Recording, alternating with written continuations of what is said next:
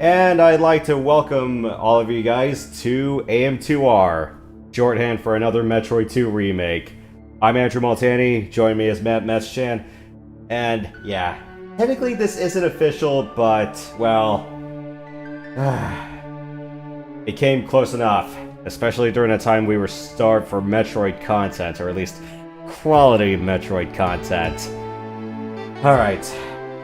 This is almost a Zero Mission-esque remake of Metroid 2 Return of Samus for the original Game Boy. If you want me to do that game one of these days, then I'll consider it, but and someone's gonna ask, hey, you ever think about doing Samus Returns, the 3DS remake? I'm going, I kinda don't have anything to work with that right now, so hard pass, unfortunately.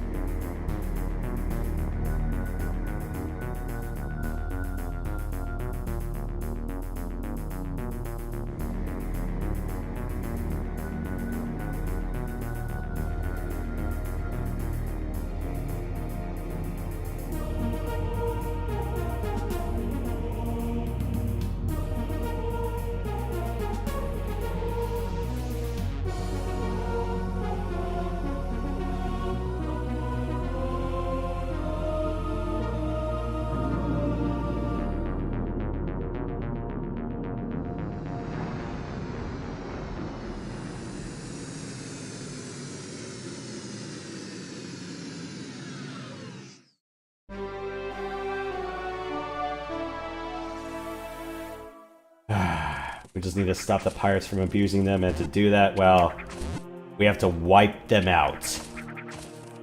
All of them. What if they're undead pirates?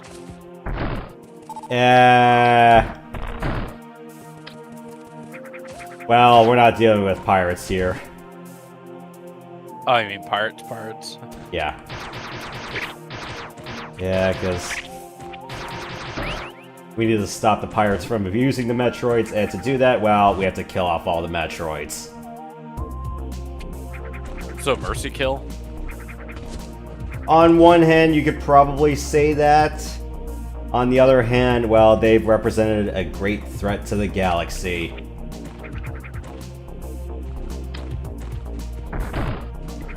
Or they could just wipe out entire civilizations at will. Based on the looks, is this kind of inspired from Super Metroid? A bit of Super, but I would say mostly taking cues from the advanced installments. Yeah, I can see that too. Yeah, because the original game was a handheld game. Oops! The very first Metroid? No, the second one. Oh, I see. Oh no, the Metroids are growing! Remind me, what frame rate did Game Boy Advance games played on? Do you know? 30? 60? 59.75 or something like that. Yeah, and the GameCube player, did it run the games at that frame rate or slightly higher? The GameCube player thing?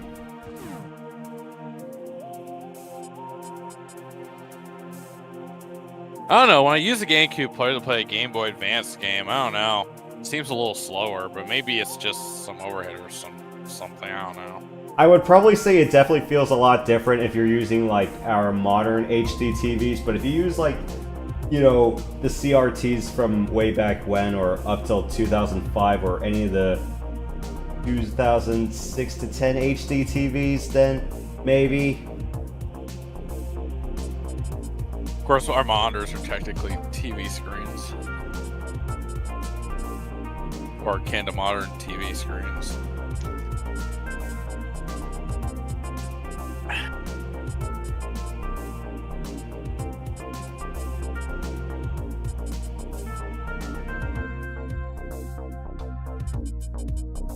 Who made this remake?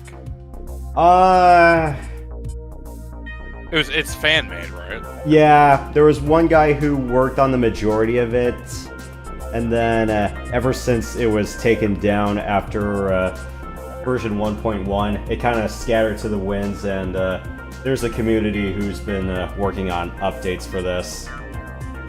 Oh, he got a cease and desist or something. Yep, he got C indeed.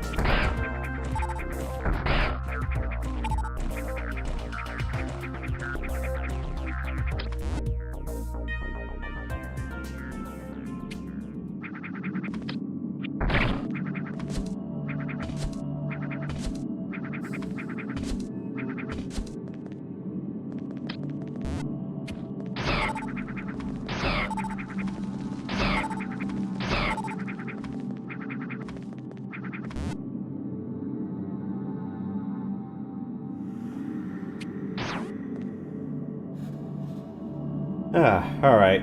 Well... the bird people used to be here. Okay. Chozo.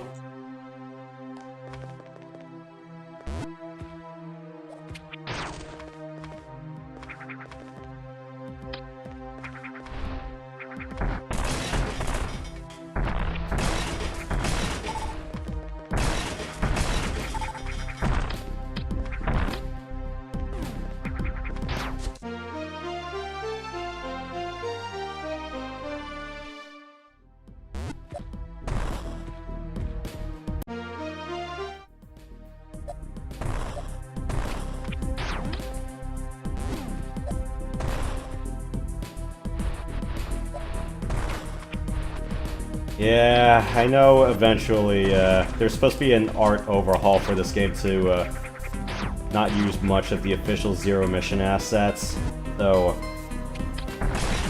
that's been a long wait.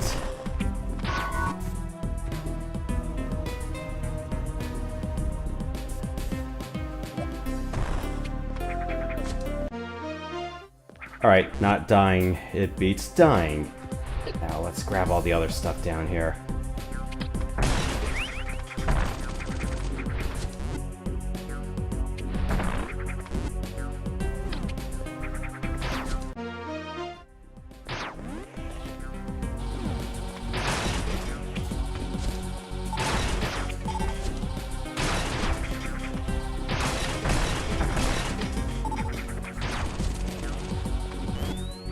Chozo basically the space Inca or something. You could arguably say that.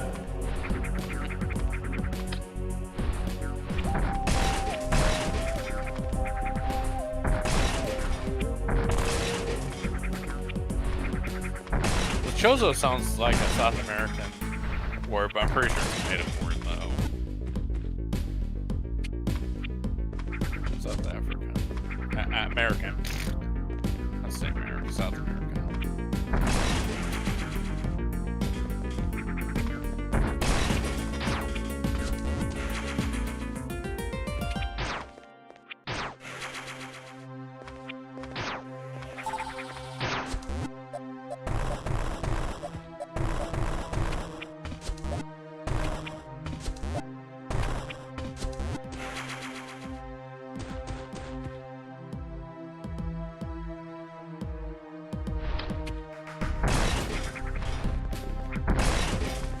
And if you're wondering why I'm playing this game with a D-pad while I normally would do it with a control stick, I was trying out the stick calibrations a while ago, and even when I changed the curvature, the stick response got a bit too sensitive. Such as I'm trying to aim, run forward, and then sometimes I tilt the stick up or down. I'm going, I kind of don't need that right now.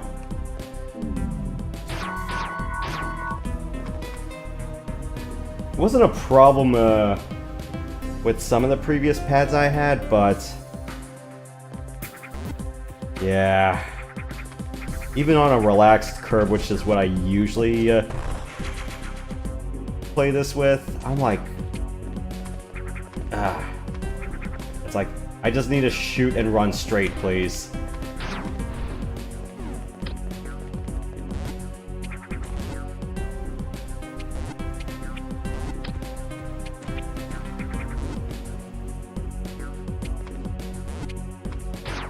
Yeah, and mid-air action is getting a little bit funky.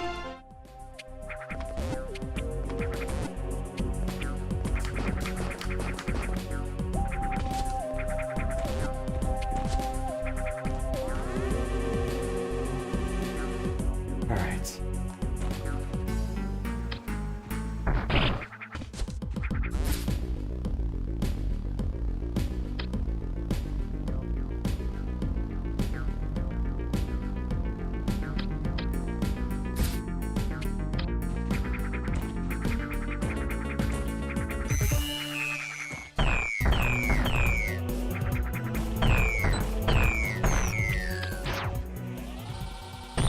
Screw your grace period.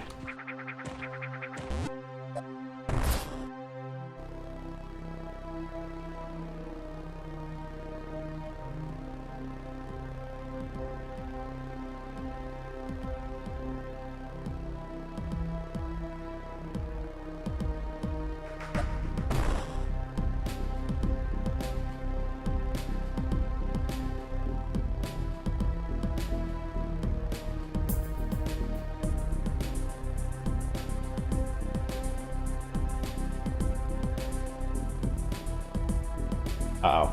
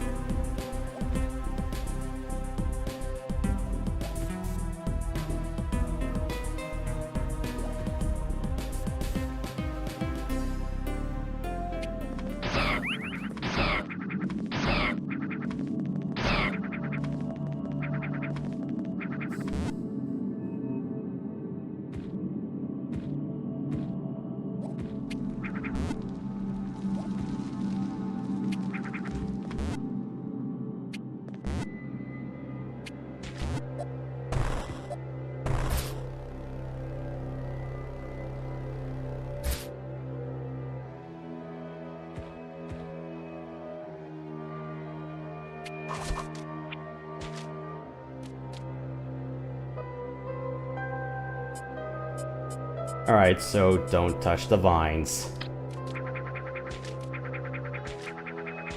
Alright.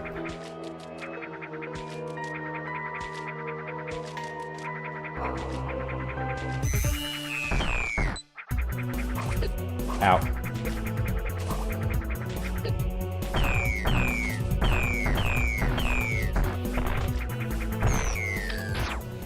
Okay, that works.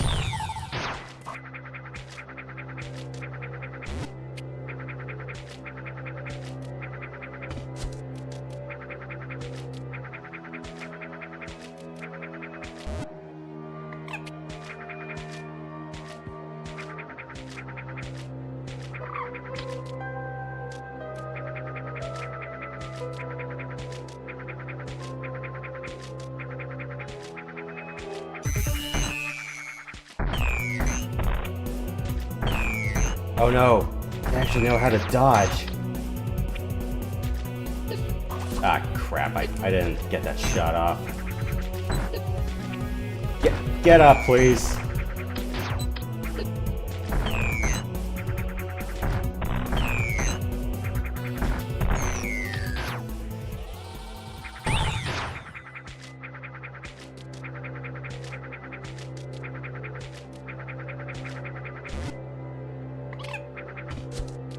Hmm.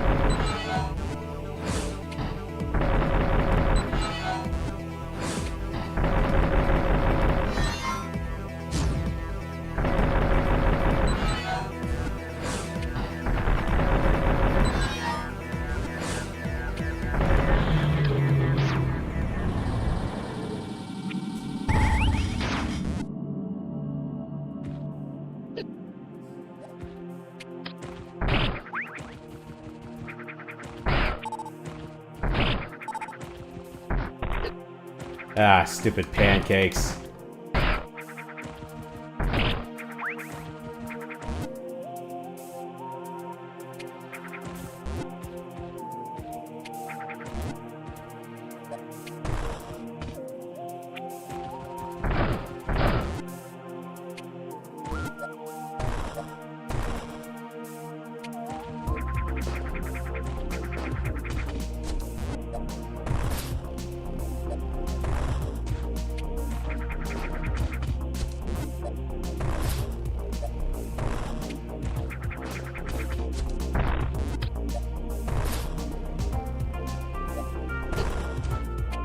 Oh, come on, give me that.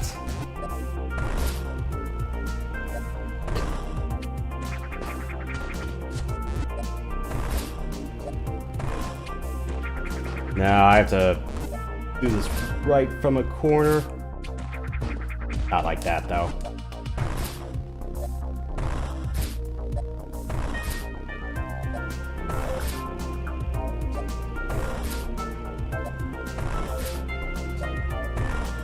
No!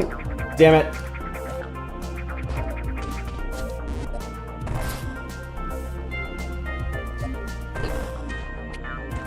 Yeah, if I get staggered like that, I can't, Too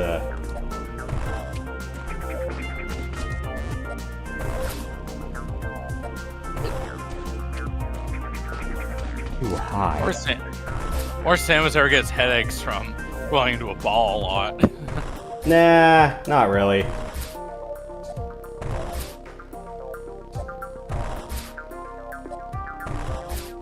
Does Samus have any siblings in lore, or is she like an only child? She's an only child. Don't tell me she's an only child, you know.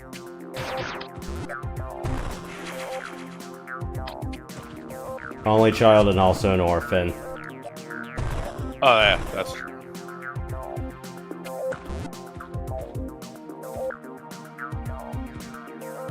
Yeah, pirates slaughtered her homeworld.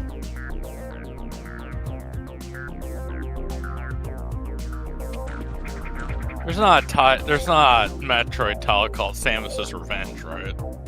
No. Finding the ones that killed her family or her home planet. It gets addressed a bit in some installments, but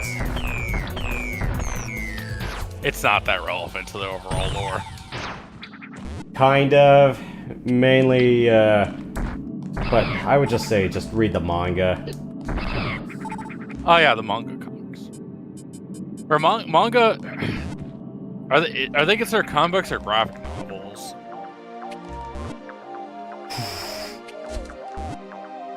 Oh, I'm not the kind of person who would make that distinction.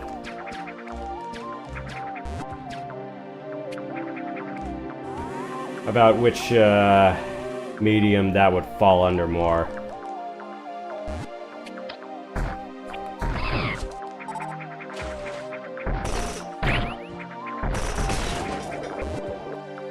Oh, graphic novel is basically, it could be as long as a regular, just text-based novel, while comic book is shorter. So I guess it's just length. Really? So yeah, graphic novel is basically a comic book that's just longer than a typical comic book. As long as a novel. I should have done this fight with a different item.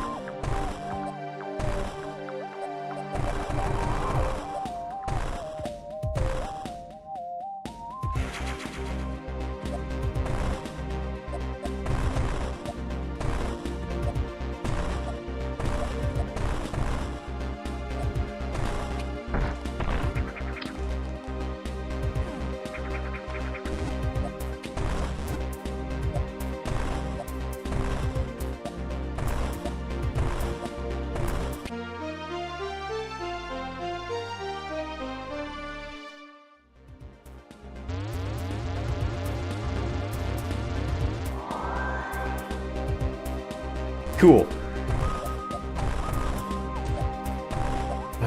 No hot stones in this game, so I don't have to worry about that.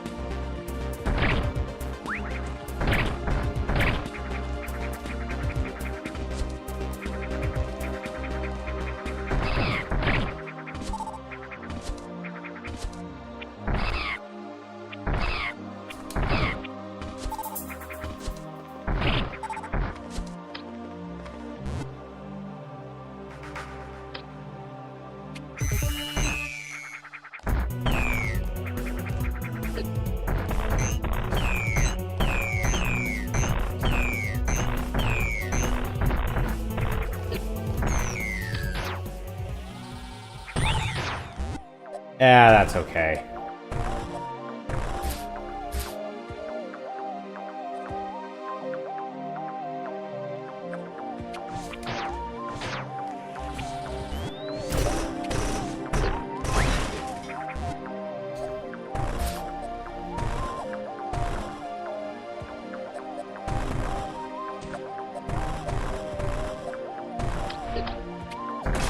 How dare you hurt me?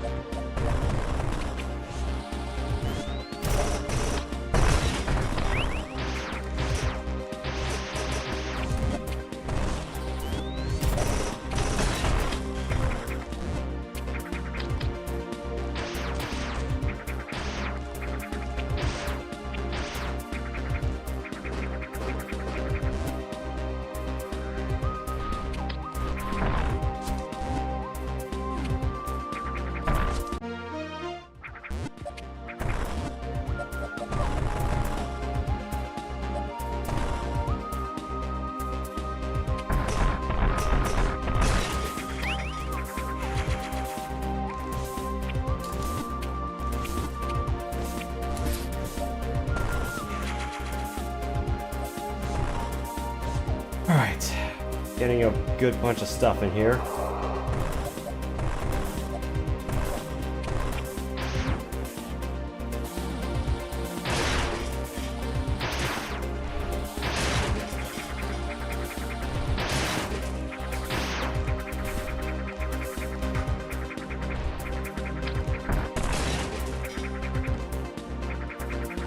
Yeah, sometimes it's probably just a lot easier just to use missiles to shoot stuff.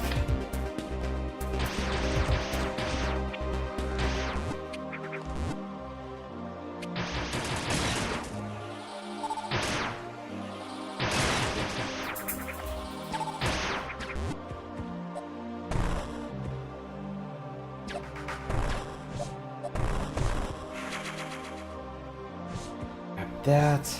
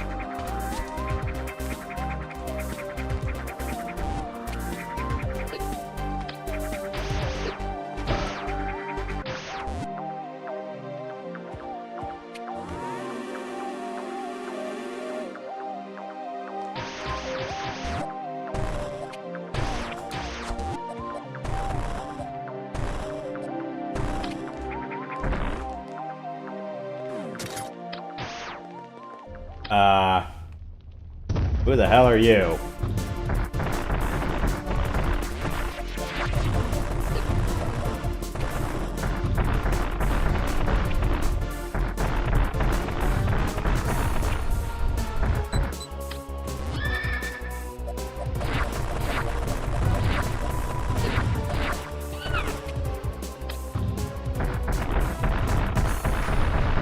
Is this the Chozo power plant or something? Nah, this is supposed to be just a place that distributes water in this version. Otherwise, it's just another temple. What's the Chozo diet, do you know? I don't know.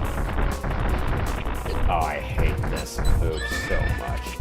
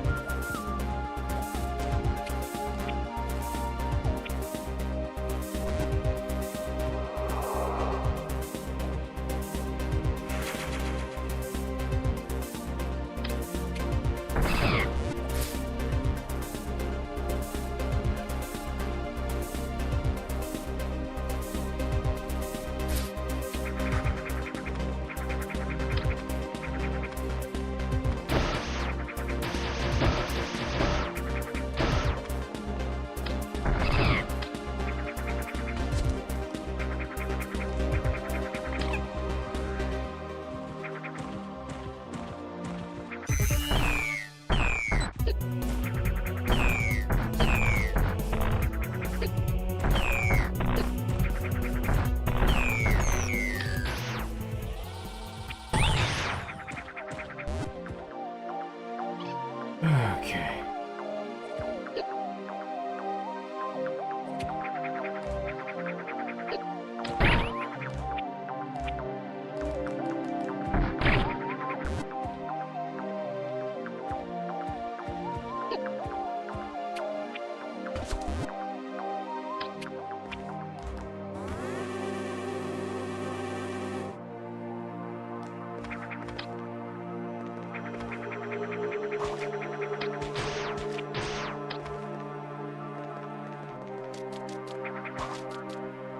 A lot of big, breathable room.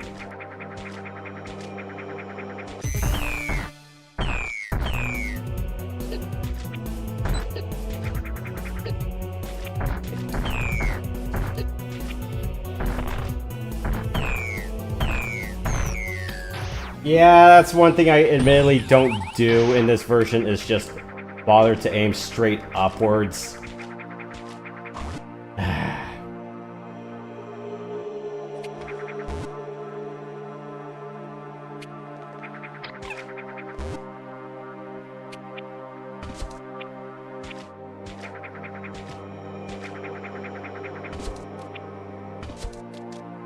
The Chozo are kind of a tribal society.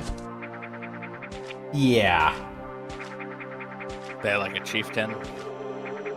Well, I don't know who was the chieftain of the ones who did everything with the Metroids in here. Come on. Oh.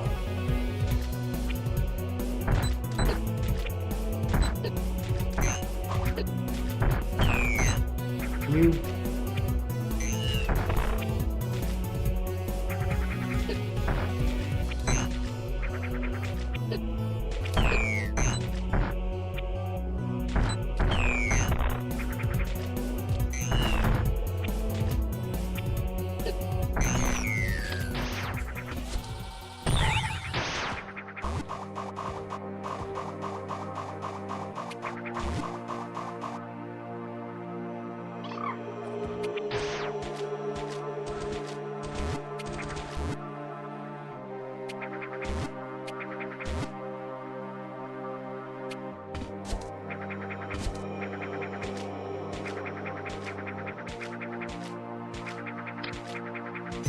Oh boy, ow.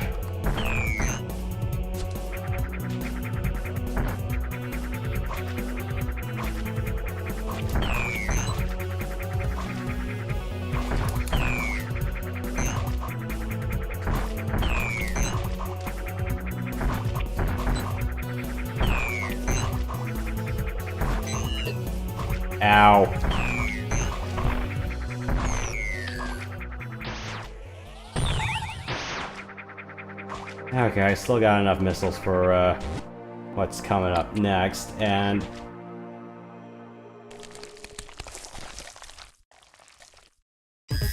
oh no.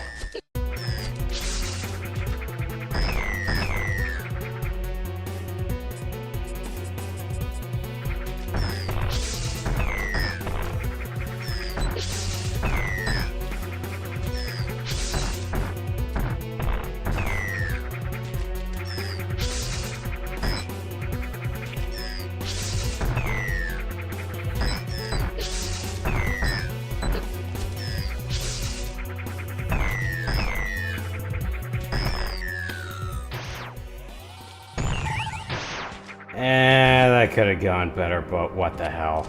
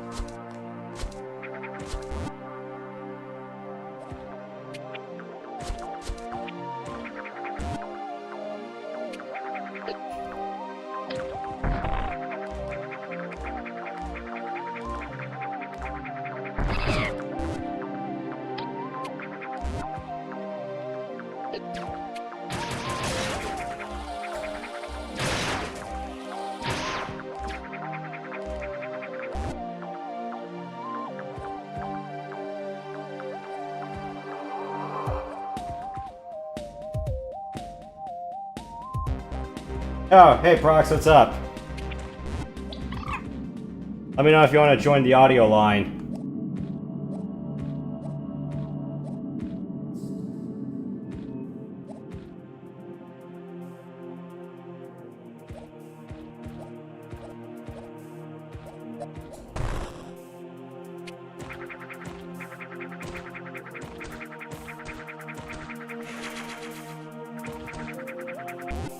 Ow.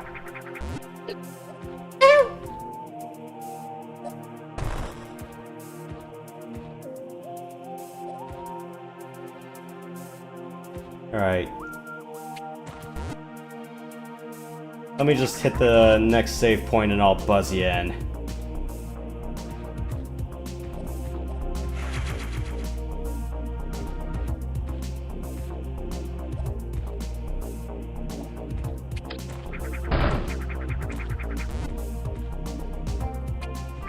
Ah, here we are.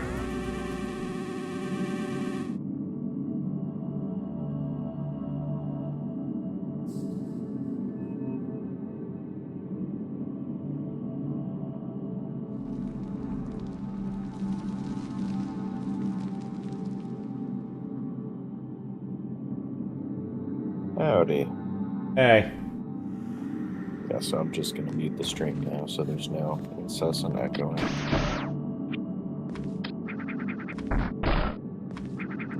Yeah. Fun fact, there's actually a custom Ridley boss fight that somebody made for this. They actually implemented that. Yeah. Just not at the very end of the official game. It's a mod.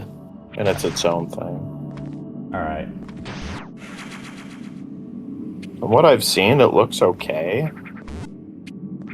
But, yeah. It's basically just the boss just flying around and, shooting fireballs. Also, hey, Matt. Hey, Brock. It's been a minute.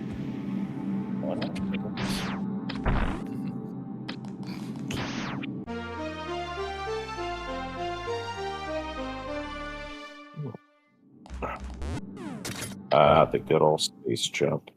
This is probably one of my favorite bosses in the whole game.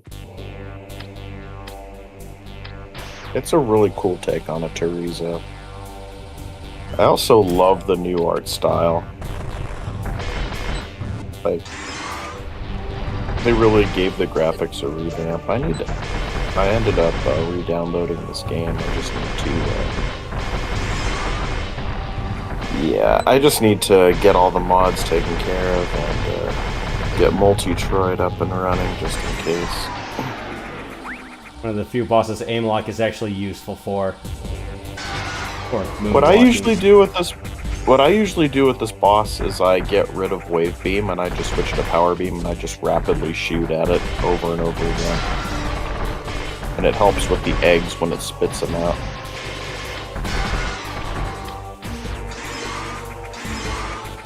Yeah, this attack, that attack right there, the Power Beam just completely erases that attack.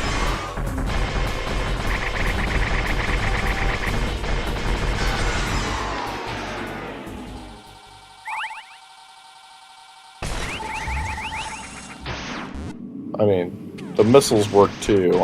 Wow, took it out really fast. Nice. Yeah, Okay, it's correct. called when this game actually has fragmentation effects or at least area of effect missiles. Right.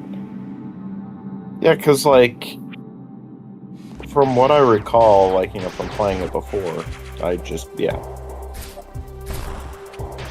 Okay, correct. I found that missiles Correct me- didn't really do the job very well, but yeah.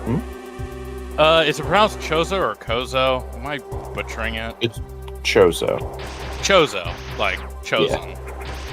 Yes. Got it. Yeah, he I has, just want to make sure I was getting it right. Matt has a lot of lore questions that I'm not really adequately prepared to answer. Okay.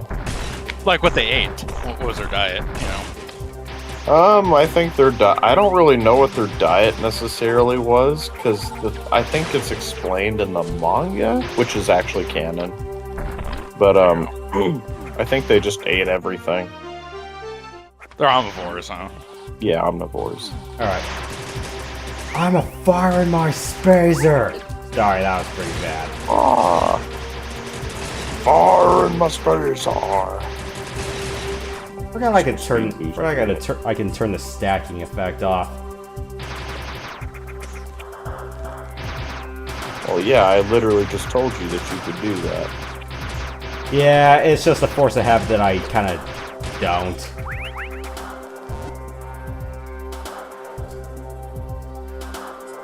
Yeah, because that works very well against the Chorizo boss, just the power beam itself. Because you don't have to worry about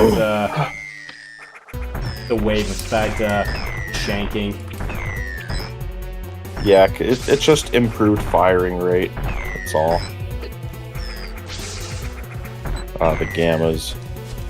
The jank hit detection.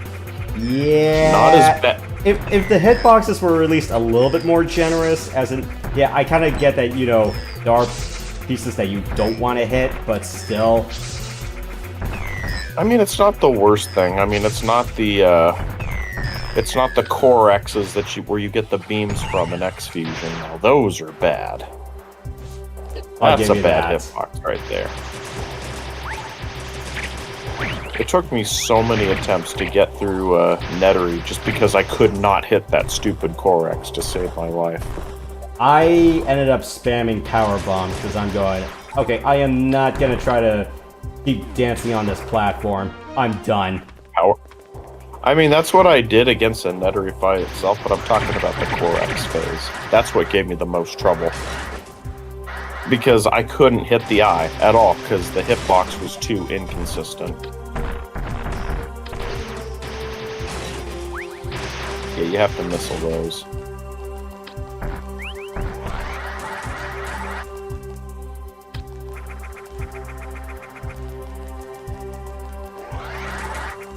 I remember this particular room was a little annoying.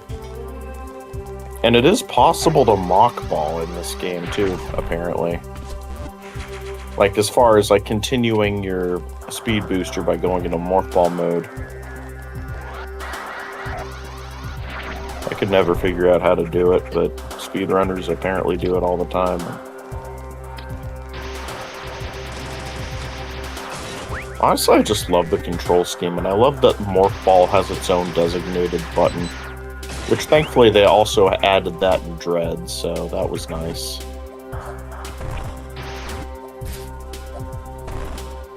So, Nintendo learned from their past games, thankfully.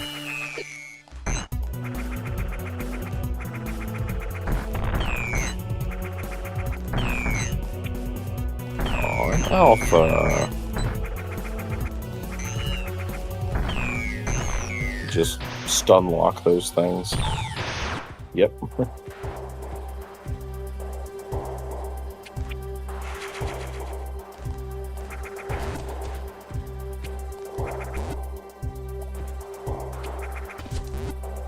Yeah, instant morph has been a bit of a godsend.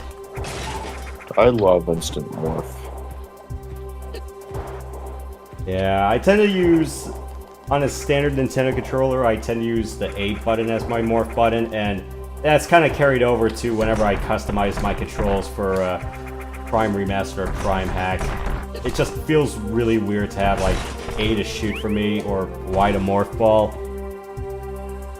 Yeah, see what I do is I just have it to the second shoulder button on a controller, so I can still, you know, aim, use my missiles however I wish, but I also have another button right next to it that I can just enter morph ball with. So yeah, I usually use that for a trigger. As for just the button itself, just that's missiles and aiming.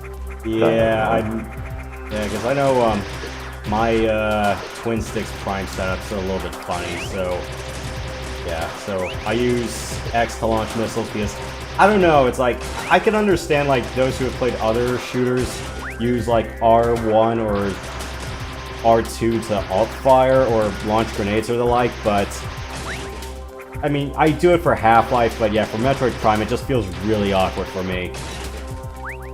Right.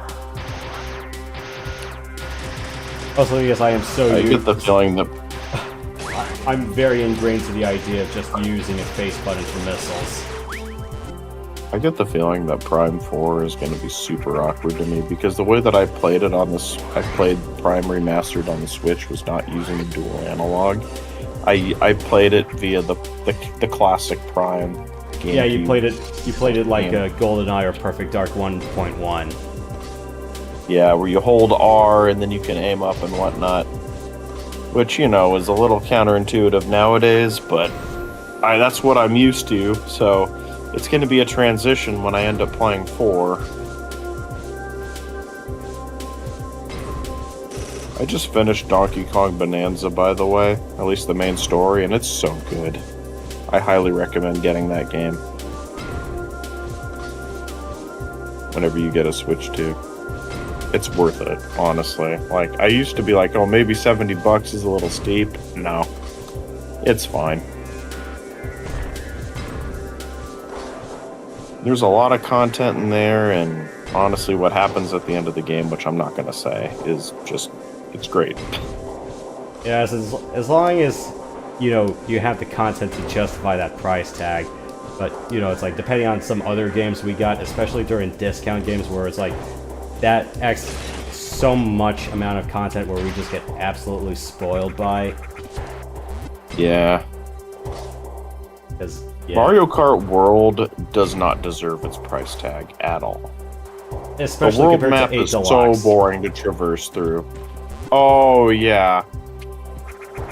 Oh my goodness. I've unlocked all the carts already. Like, the day 2 of playing, I unlocked all the carts. And you know what I did? I just followed a coin-spitting car for, like, an hour or 2, and I got all the carts. Because the way to unlock the carts is to get a certain amount of coins, and I just kept grinding those vehicles. Or Link's Awakening, okay. Link's Reawakening, I would argue, probably was not worth $60. Yeah, I still haven't gotten that game. Yeah, I still gotta punch through Echoes of Wisdom. I'm at the point where I can pick between 2 dungeons now. Oh, Echoes of Wisdom. I thought that was your new name for like Link's for Echoes of Wisdom, but yeah. But yeah, no, I haven't finished Link's Awakening yet, but I'm very close. But yeah, I agree. It did not deserve the price tag of $60 from what I've seen and for what I've played. I mean, it's a good game, but it's like, I'm already almost done it. It only took me like, what? A day? Of just playing through it for like maybe a few hours. Yeah, Echoes of Wisdom I haven't touched yet. I've heard mixed things about it. Yeah, if you're not a puzzle kind of person... Fine with puzzles, but it's just a matter of like, you know... Okay, well... You gotta use your wand to make things do things for you, and then you get a sword mode, and it's like, oh my goodness. If that's the case, just let me play as Link. And my biggest issue with these games' puzzles is that there's so many solutions to the point that you can basically just cheese every puzzle anyway.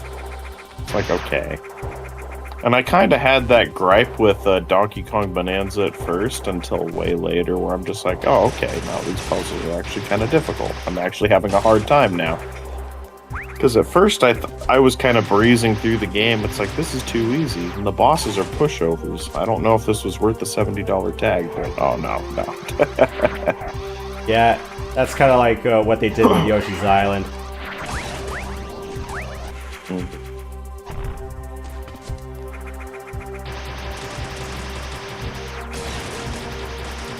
That reminds me, I need to play through Woolly World, and I need to get Crafted World. Both are very good games from what I've seen.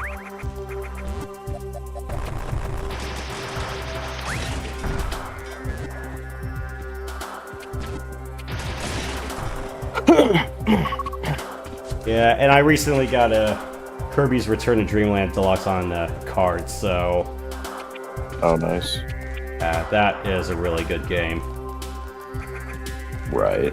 And I'd say, yeah, that's definitely worthy of its price tag, because I'm going, yeah, it's like, it's not just the base game, you actually have a whole new scenario and a whole bunch of other stuff, so I'm like, okay, I'll concede that one was probably worth the $60 price tag. Yeah, I would say Forgotten Land was definitely worth the price tag as well. I played through it and I beat it pretty much 100%. Like, yeah, I beat the secret boss as well, so it's like, yeah. But then they added the additional DLC to it, and it's, from the content I've seen, it's like, you know what, this would be one of the few times where I think I would get the Switch 2 version of Forgotten Land, because they add so much to the game. So I'm like, okay, I think that's worth $20. I'll take it.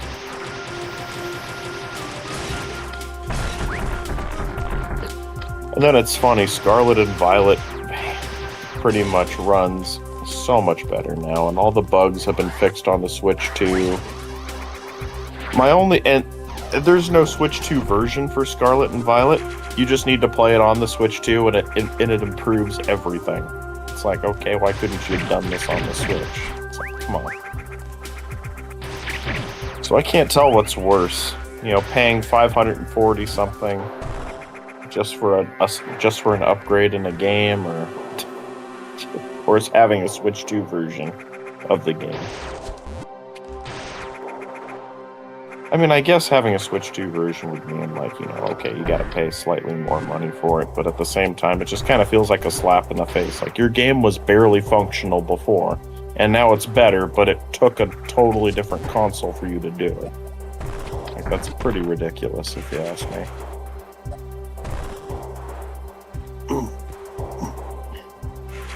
Oh my goodness. You know, after playing X-Fusion, it makes me really happy that we have ledge grabbing. Because of how the level design was in that game.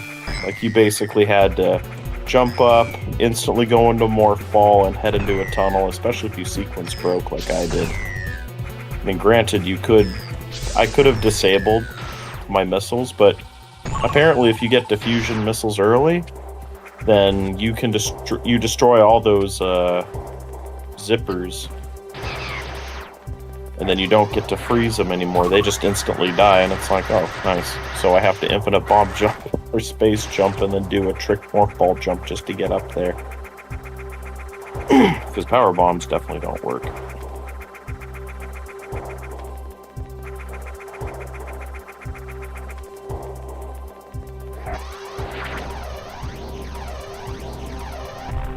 And that ending in X-Fusion, oh my goodness, that was...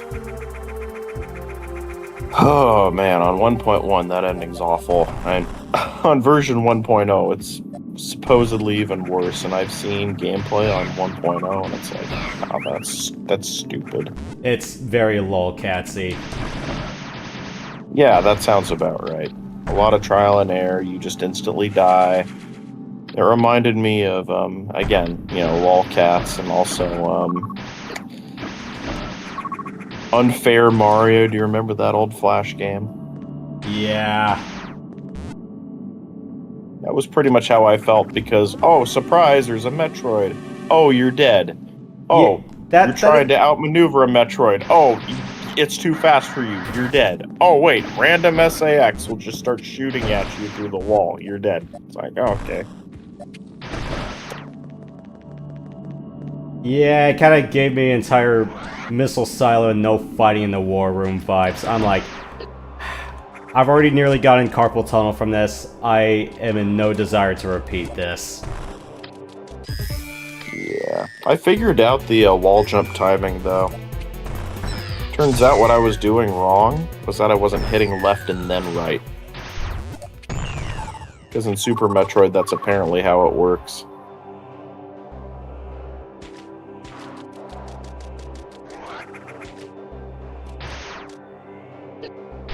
So instead of just alternating off of the wall like you would in any other Metroid game, no, you have to literally hit left or right, depending on which side of the wall you're on, and then hit the opposite direction. So you're constantly zigzagging over and over again just to wall jump properly, and it's like, oh, well, I'm so glad they changed that. So much more intuitive now. Yeah, which is why I'm much more fond of advanced wall jumping. I agree. things, and same thing with morph ball bouncing, which I got the hang of that timing too. But it's still very finicky compared to everything else. But of course, you have the Super Metroid purists that basically say, "Oh no, it's too easy now." It's like, what's so wrong about it being slightly easier? Like, it's still somewhat challenging to do. And if you get really good at it, hey, you can sequence break. I don't see a problem with it. And those same people complain about Dread too, and it's like, I can't take your opinion seriously. Sorry.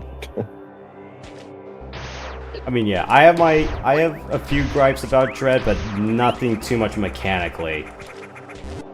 No, the game plays great. Like, honestly, Samus controls the best I've ever seen in Dread.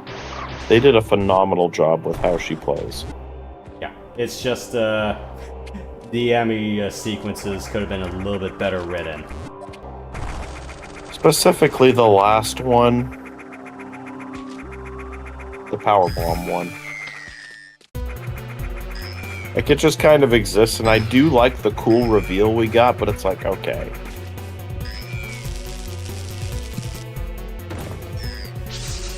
I feel like we could have had our own thing before the final.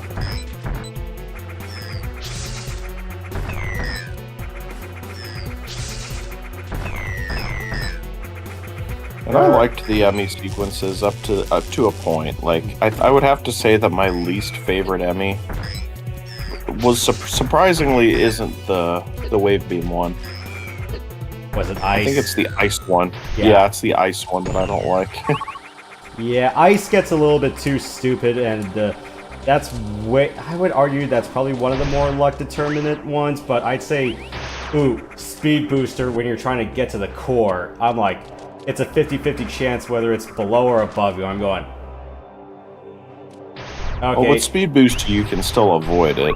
But yeah, that one was kind of annoying too, but at least you could still use your stealth and then avoid it. With Ice, though, it doesn't matter whether you have Phantom Cloak on or not. You're done for, because the moment it freezes you, it'll see you. So yeah, you're gone either way. Yeah, surprisingly, I was able to deflect the killing move on the Ice Emmy and get away, but I'm like, this is not sustainable. Right.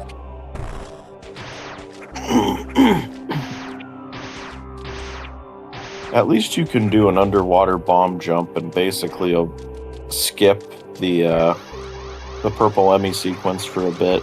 You can get Spin Boost early, and no, you can actually just skip Spin Boost. In fact, there were times where I've done playthroughs of Dread without Spin Boost or Space Jump at all. I just infinite bomb jumped everywhere. And it's cool that you're able to do that. Like, that's one thing I have to give Dread. Its sequence breaking is amazing. It didn't feel as scripted as, say, Fusion. But Fusion had its reasons for it. It's like, whatever. It's fine.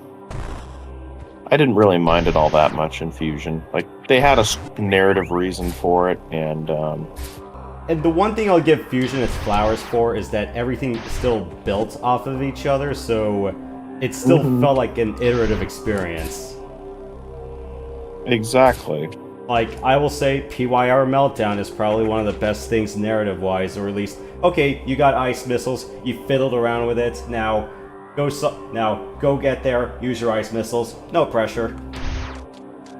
Exactly. Yeah, that's the reason why I like the PYR Meltdown arc the best. Right.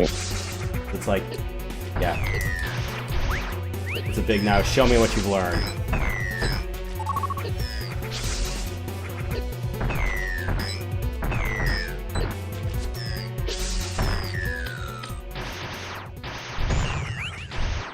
Or at least, after you get Plasma Beam, they give you, like, whole rows of enemies, and you're going, okay, so that's how this works. Pretty much, yeah. One thing I will say, and one thing I'll give X-Fusion over Fusion, is that the SAX chases were so much better. Well, for the most part. Aside from that last section Yeah, DMX in got a bit too DMX. low. DMX was the worst. That was not fun to go through. I mean, I'm sure now I could probably do it a lot better, especially since I know what to do now, but a first-time player is going to hate that place. Yeah, and the boss at the end was not even worth it. Like, the whole segment getting to it was torture, and when you finally fight it, it builds up to essentially nothing. It's just a super easy boss that you can cheese just by jumping up and shooting over and over again. Yeah, because I wouldn't have minded, getting all your bloody power back, and then, it's like, oh, cool, I actually got Plasma and Wave Beam, let's go actually kill an SAX. But, no. It's like... Oh, that... Yeah, continue, sorry. No, because remember when in AQA you run across a pink SAX, you just got Plasma Beam, and I'm going, damn it, this doesn't even work. Mm-hmm. I was like, oh, come the fuck on, man. I tried fighting it, and the thing is, like, I just didn't have any room to fight it, so I'm like, okay, maybe I'm just not doing enough damage. But then I played the game on super mode, where I already had all the upgrades ready, and what I did was I basically put the SAX in a running loop, but I was barely able to, to see it, so what I kept doing was I kept charging my beam. I must have hit the thing about 100 times and the thing still wouldn't go down. So it's like, okay, you just can't kill it. You can damage it, but you can't kill it. Which makes no sense, but it's like, okay. So but if you play it on Omega mode, the Disruptor Beam just instantly takes it out, but then it respawns in the next room. Asexual. In Omega division, mode, everyone. I can't stand. Yeah, exactly. Omega mode is annoying too because there are certain areas. If you don't play the game in a certain sequence, you'll find yourself stuck because you got to do some crazy speed boosting thing. And you also have to do cold runs and hell runs, basically.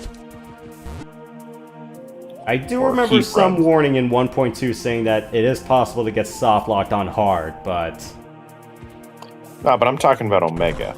on Omega. And it's not difficulty. soft lock.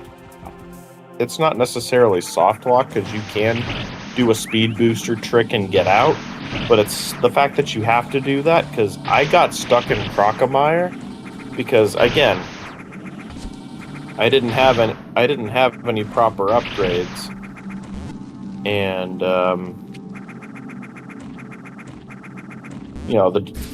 I kept on getting completely nailed by the heat, and it's like, okay, like there's nothing I can do here. Actually, no, that's not what happens at all. You don't get box in Omega mode at all. Box is not there, so you literally have to hop over the lava just to and fight it, which is really stupid. But yeah, you come back when you have enough energy tanks for it. So it's just like, okay, it's the third boss in the game. I can't beat it because I'm stuck hopping over lava.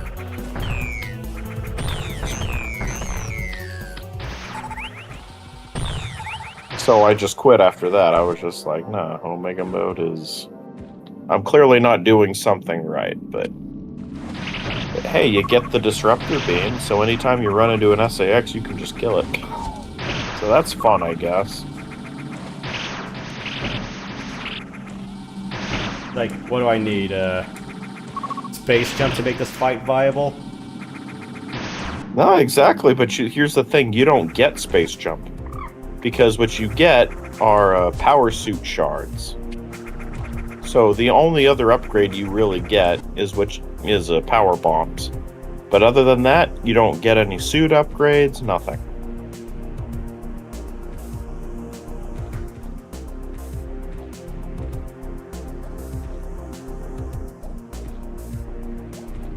So yeah, any heated or cold room, you're toast. Or you gotta do some crazy trick just to get through it, and it's like, okay, Omega mode is kind of stupid. I mean, I get it, it's supposed to be really hard, but come on. At least in version 1.2, there's an easy mode, and the game feels a lot more balanced when playing on easy mode. And you also keep your ice missiles in the DMX part, apparently. So that helps a great deal. Which is why I kind of amended my score. My original score was 2.5 out of 5 because of DMX alone. Otherwise, I would have given it a 3.5 or a 4. Because I legitimately had fun with the hack up to that point. That and knock. I hated knock. Which, by the way, on easy mode and knock, the blue X don't hunt you. And they don't do critical damage. And I'm like, okay, I don't know if I like that change. I kind of wish that they did hunt me. Just lower the damage. That's all you had to do. Or just stick to vanilla value.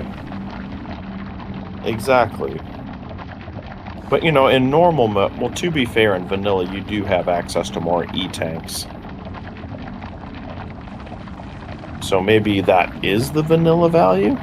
I don't think so. It should be more like 60, 90, 120-ish, but not...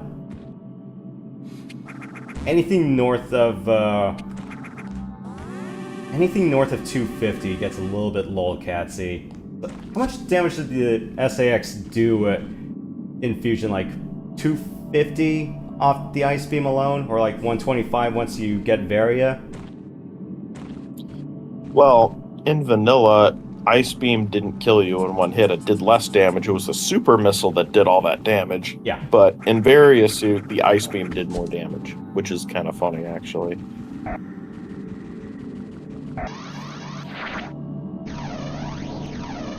Oh, and then these X-Amoebas.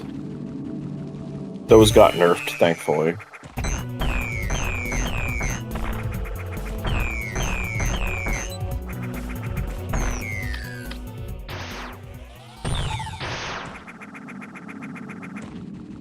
And yeah, all meta really had to do was be like, okay, the blue X don't do as much damage, but they hunt you in normal. And in hard, okay, if you want to give them that much damage in hard, be my guest. It's hard mode, it's what you expect. But normal mode, no. Should not be that much. It should not do that much damage.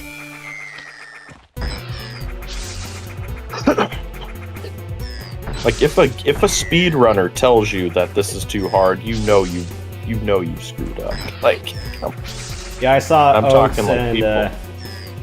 I forgot how to pronounce his name. Do it, and I was like, what? Yeah, I saw them both play it too, and they both could not get through DMX. They did okay with knock, but they died quite a few times there too, and it's like, see what I mean? This is stupid. Like.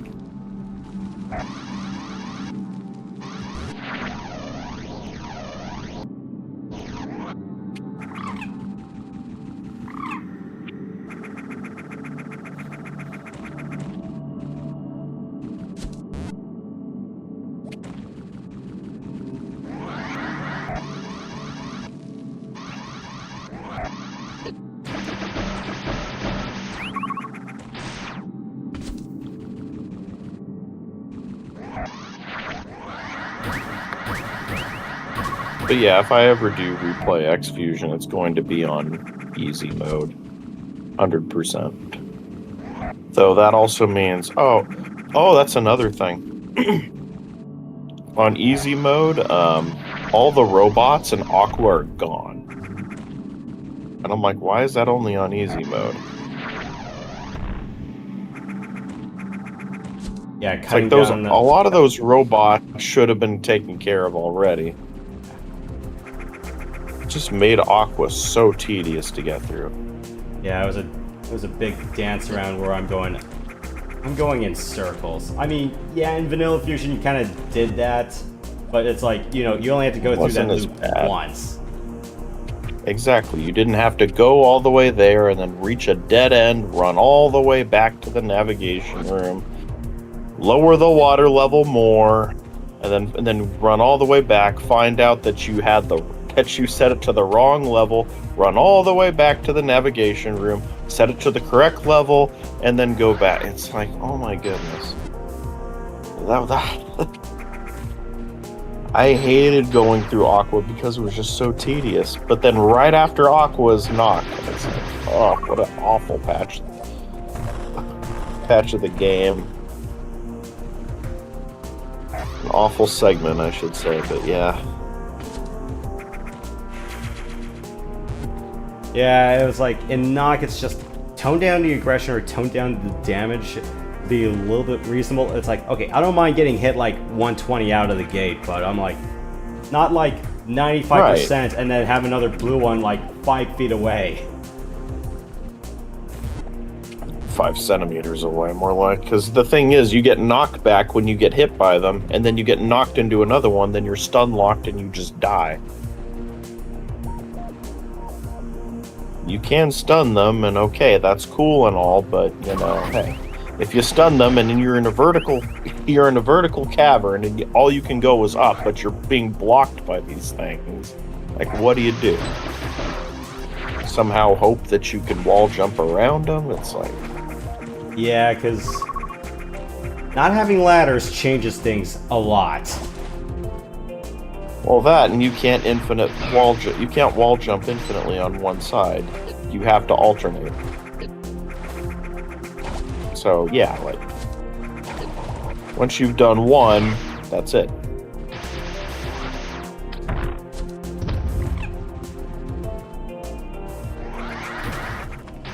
By the way, which version of AM2R are you playing? 155. Okay, yeah, that's what I had before.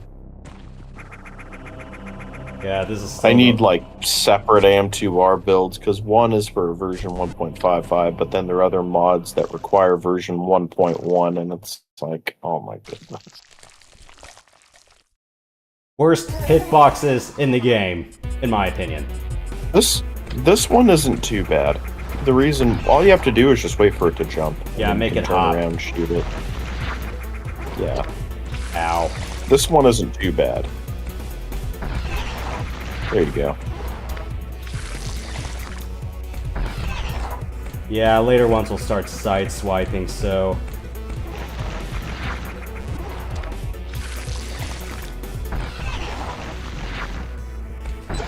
Ow. Well, I noticed that they don't do that if you turn around. I think it's fine. Oh, like so. Yeah. Alright, so I gotta force them to, I gotta shoot away from them to swipe and then do that. Alright. Hey, I learn something new every day. Isn't that what video games are for? Yeah. Exactly. And then there's Omegas, where as long as you're able to shoot them in the back, you're fine. Like, they only take like a few super missiles and then they're done. At least they're not as easy as Samus Returns. I mean, it was fine, I guess, but I was a little disappointed when I fought my first Omega in Samus Returns. The Zetas were very difficult.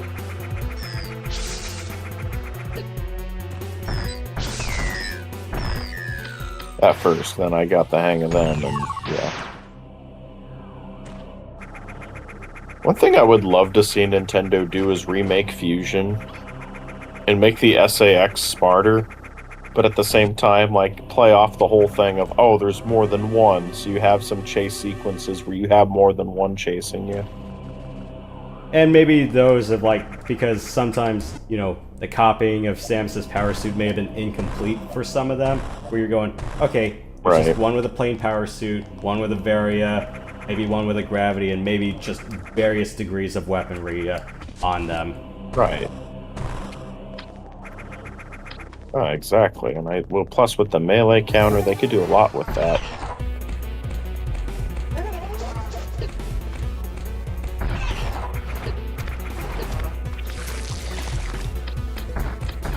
But I could imagine so many people getting upset.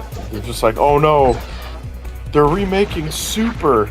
I think Super could be awesome as a remake, but that would make too many people upset. Like, oh, misses the point of Super. I mean, as long OG as you Super keep, is best. as long as you keep the open world aspect, or at least a little bit more broad authority, because, you know, Super is like, okay, Right.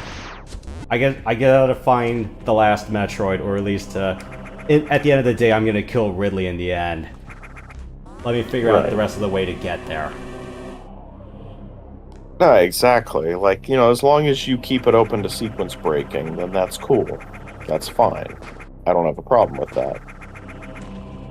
But I do think that Super could, you know, benefit from, you know, not having a run button. Like, I'm not a fan of the run button at all. It's like, I'd rather have some other good utility button. Yeah, exactly. Like here, Morph Ball. Because here's the thing, I'm running and shooting, and then I have to jump to, and then navigate through a crazy menu just to use Grapple Beam and X-Ray Visor. It's like, oh my goodness, just assign those to different buttons. Where it's like, we have modern Instead of a run controllers button. with pairs of shoulders. Yeah, exactly.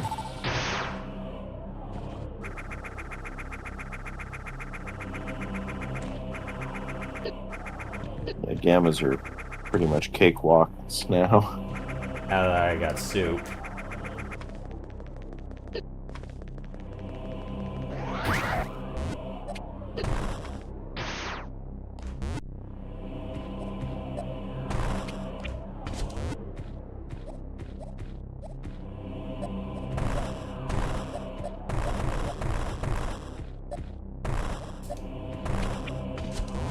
Or imagine if Fusion was remade in this engine, though I'm pretty sure Nintendo would sue.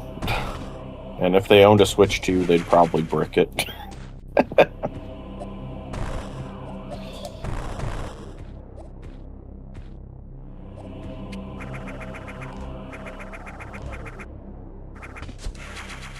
Which is kind of funny because I don't think Nintendo is going to do that anymore because they literally were taken to court for that and they lost. In Brazil and in a few other countries. Yeah. So it's like, okay, you know, we're not going to do that because, yeah, that's because we're going to get in trouble again. It's like, yeah, shouldn't have done it in the first place. What were you totalitarian control here? I hate this segment because if you're not already sticking to the wall, then yeah, you're gonna have to keep bombing that block again and again and again.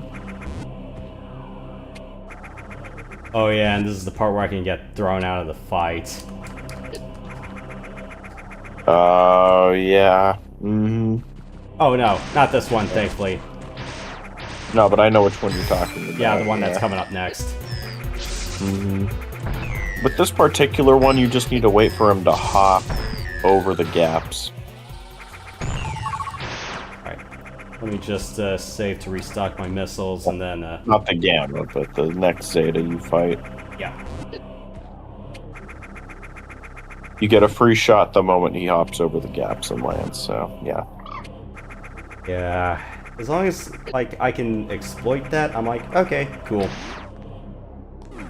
Yeah, I mean, that's pretty much any Zeta Metroid. As long as you're far enough away, they'll jump. So, yeah. Oh, and then there's the Caretaker drone. I remember... No, not Caretaker. What was that thing called The Tester in this class? game? Or something like that? No, it was after that. It was a robot that you fight after you escape from the tower. It wasn't called Caretaker, but it was something else, but it had something to do with nurturing. Yeah, this is the room that you're talking Damn it! about. How did I miss that?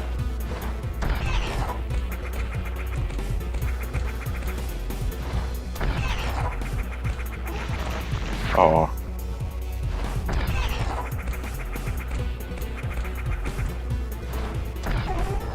Okay. Cool. Yeah. Zetas are pretty easy when they just hop. Because Or then they when- don't deflect your missiles.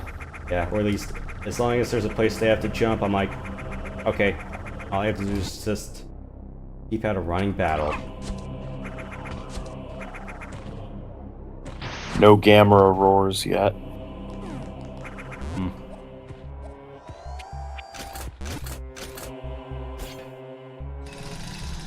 Lowest vault door actually no, I've had slower vault doors than this.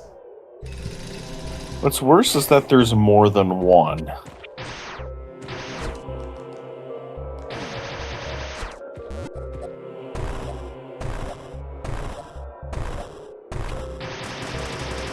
At least with this particular segment, you don't actually have to worry about a time limit. There's really no time limit. It's just pure progress bar. Pretty much.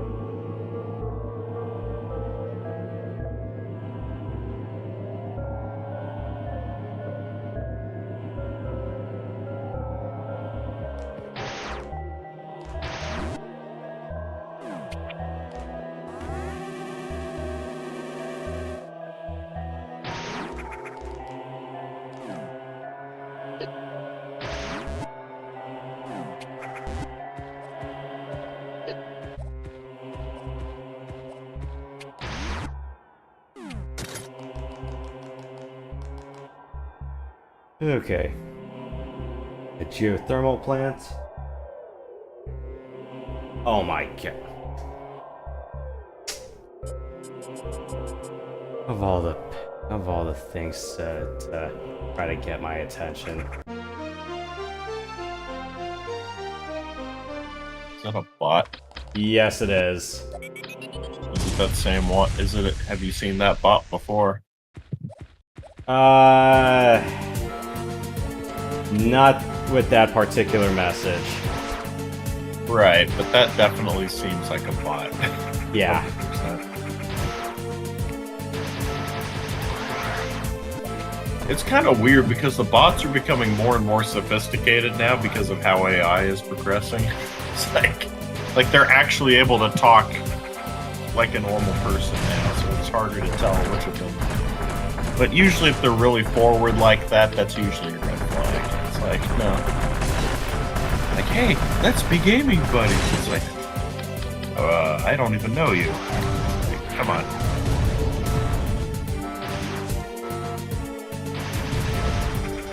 Stranger danger.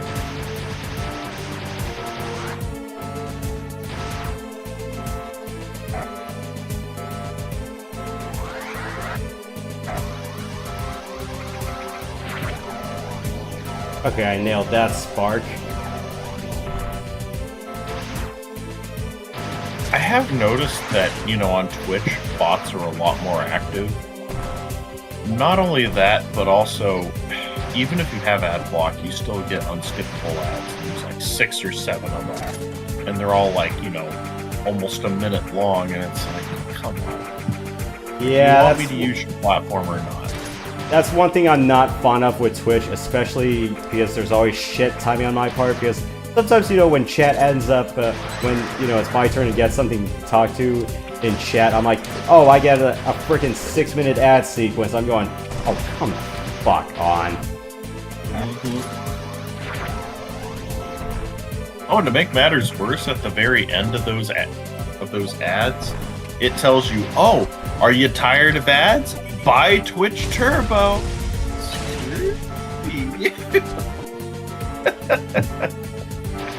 It's like you don't like what you don't like that you're seeing ads.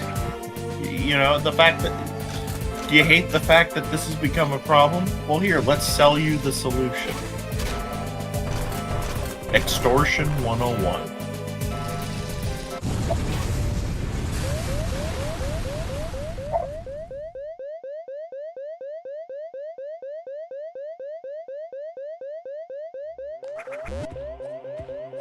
There's no way you can avoid taking that much damage.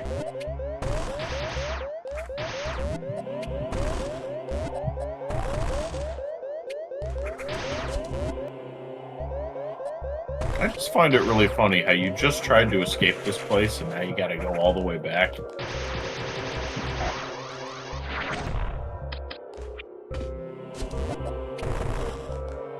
Oh, I just have to shoot upwards.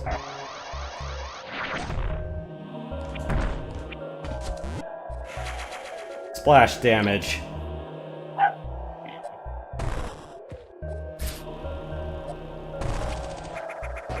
Apologize.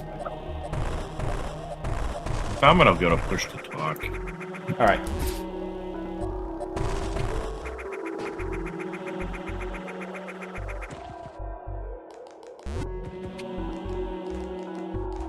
Okay, that's better.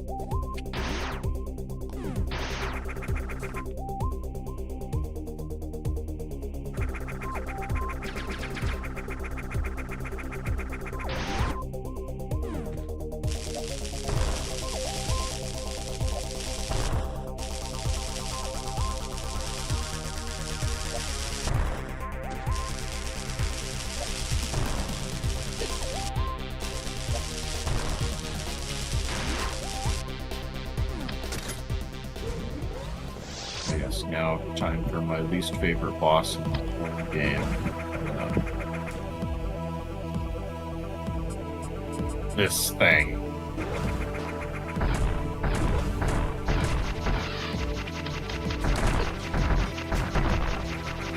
The tester, that's right.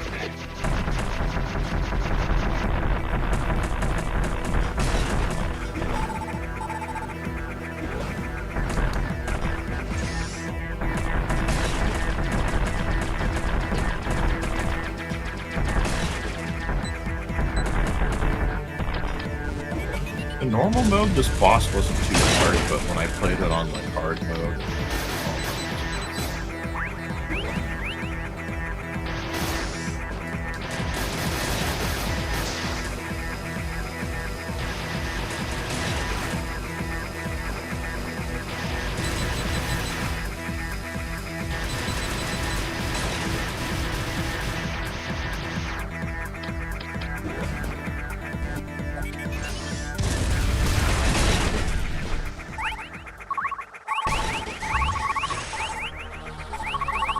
Well, I gotta save one power bomb.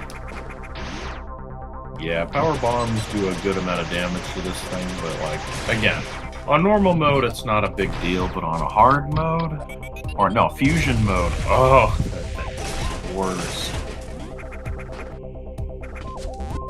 Can you restore power bombs through fuel parasites through ammo parasites in fusion? Yeah, you could. Oh. Yeah, because I know it's like ordinarily, well, you can't. Right, but you can definitely. Plus, there's plenty of recharge rooms too, so that helps. So I took a little snare break, come back. That's okay. Man's gotta eat, you know? How dare you eat your dinner, Matt? It's a crime against all food. Well, I'm not a cursed pirate that doesn't need to eat. That's true. If you get my reference. Yes, I do.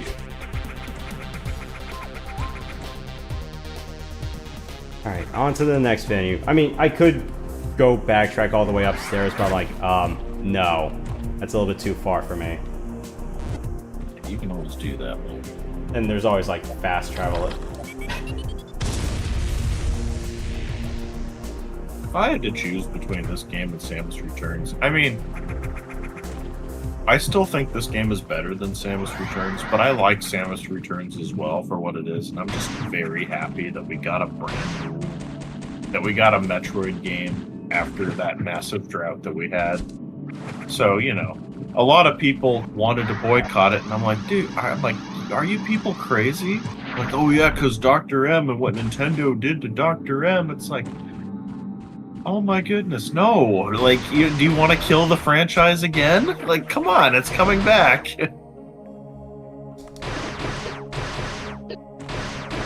And then we got Dread, which was amazing.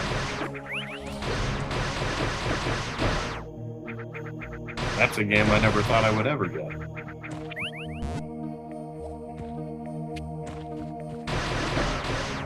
Project Dread was a joke for so long.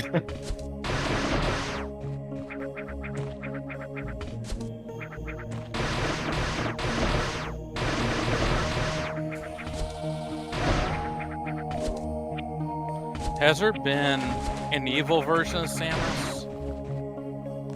Several. Yeah, well, There's Dark Samus in the Prime games, and then there's the SAX, which is an X-Parasite mimicking Samus. In Oh, Fusion. shapeshifter thing. Yeah. Dark Samus isn't Dark Samus like a clone of Samus or something? okay, so Kind of. So the essence of the final boss in Metroid Prime ended up yanking her suit away from her, and also a bit of her organic material. Then Yeah. came back as her and harassed another world entirely. Mhm. Was it more like a hybrid or what? You could call it a bit of a hybrid. Like, it was made purely out of Phazon, just like, you know, the original Metroid Prime. And yeah, took the form of Samus, took some of her DNA, and took her Phazon suit away from her. And it pretty much lives and breathes Phazon. And it's also very strong, especially in Prime 3. Prime 2 is more of like, you know, Dark Samus was kind of learning how to, you know, get used to its new body. Whereas in Prime 3, it more or less mastered its power, and then it became almost unstoppable. If it weren't for the PED, there'd be no way to take out Dark Samus at all, so yeah. So pretty much, in order to defeat Dark Samus, you basically had to overload her with Phazon. And pure quality Phazon at that. Yep.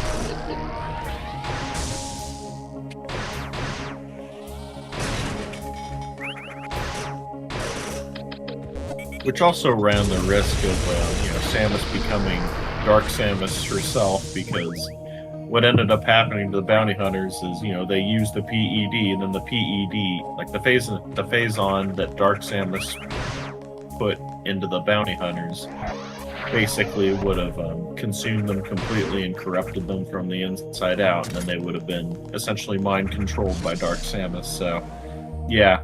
Whenever you've seen Yoshi play Prime 3 and then you notice that the Phazon gauge is going up, once that reaches full, like, and you get the game over screen, it's basically Samus becoming brainwashed by Dark Samus, basically. And that's the terminal corruption game over, where it's blue blood all over the screen.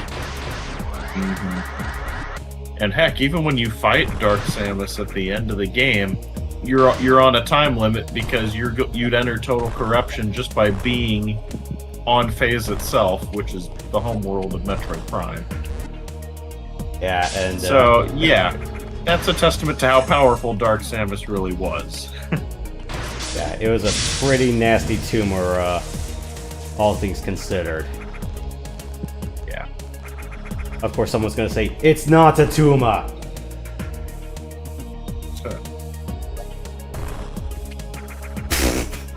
I can't believe I botched that.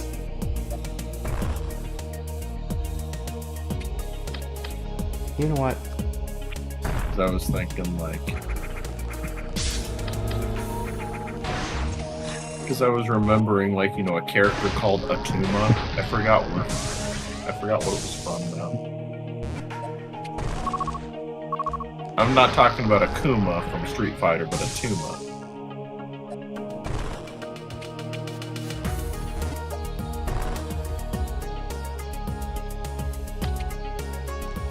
I don't know, I just don't remember. Is it a DC character, maybe? Or... I don't know.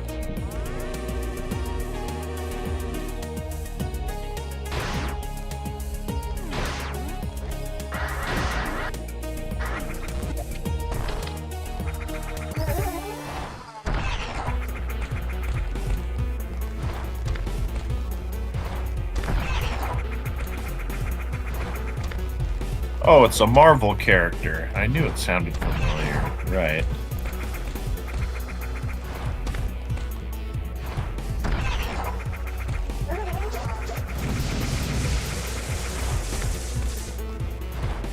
Well, all I can say about that is that he better get his chemo done. Or, you know, at least get it checked out. Isn't the old Dark Samus concept similar to the Dark Link idea in a way? Not really. Because Dark Link is more of like a mirror. Like a complete inverse of Link. Like the dark Pretty side of much. his soul. The dark side of his soul or spirit or something. Sometimes. It varies from game to game. Yeah, because it's a reflection in Zelda 2, and it's also like a pool reflection and a trick in Ocarina of Time. Yeah, but then in other games, it's just he was generated by other beings. Yeah, like Shadow Link in the Four Swords installments. But yeah, Dark Samus, for all intents and purposes, isn't exactly a mirror. It's more or less another entity who's taken Samus's form, loosely speaking. Exactly, and then the same thing with SAX. I still can't believe I managed to be Adventure of Link. That was... Yeah, Zelda 2 is a crazy game. But yeah, it's kind of funny. It's kind of funny too because, like, in the SAX's case, essentially, you know, you get completely destroyed by an X at the very beginning of the game until you get healed by the Metroid vaccine. And once that happens, you know, you're completely cured, but your entire power suit is completely stripped from you. A lot of, in fact, it had to, during the procedure, the suit parts had to be surgically removed. So yeah, what ended up happening was the X basically that was infecting you, whatever traces of it remained on the suit parts, became the SAX, and essentially mimics you at full power. So while you're drained of all your power-ups, this thing is you fully powered up, and probably stronger too, because the X are able to make stronger versions of their original hosts, basically. Or whatever semblance of DNA they had from whatever they infected before. Yeah, they can also infect memories. Okay, the best way to describe the X, Matt, would be the Thing. Except the Thing from Marvel? the Thing, the John Carpenter thing. Yeah. You know, like the horror movie, the old horror movie. Oh my gosh, that's really... Pretty much. That was the inspiration behind the X.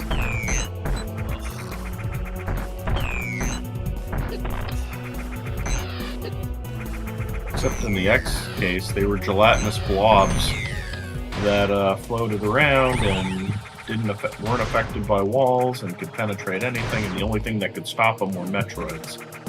But at the time, the Metroids were basically extinct. Until Samus herself becomes one by getting injected by the Metroid vaccine, essentially. Because she's part Metroid, she's now immune to the X, and that's the whole premise of Fusion. Fusion's a great game, I recommend it.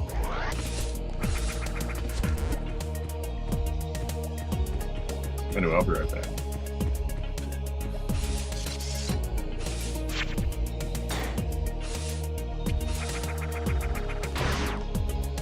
You wanted to ask me something, Matt? Oh. I was not supposed to do that.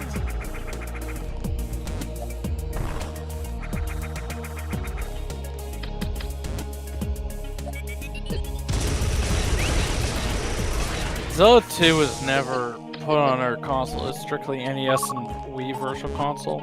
Alright, so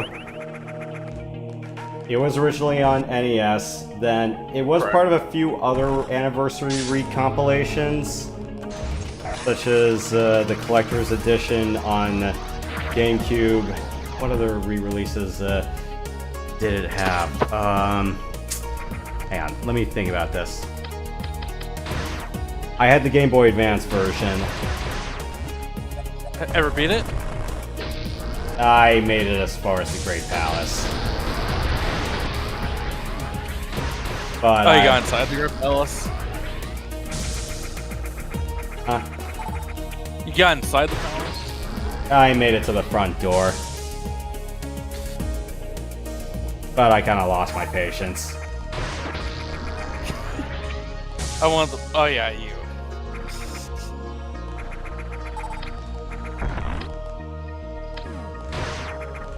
Plus, you literally have to have a map for that game. To be fair, the game did come with a map. The NES one, anyway. I'm happy Link to the Past goes with an overworld map. That's pretty good. I like that. Wait, didn't the original Zelda have an overworld map, but it was kind of convoluted or something? Kind of, but they gave you like paper maps to help you out. Oh, yeah, that's right. Yeah. Came out of the box.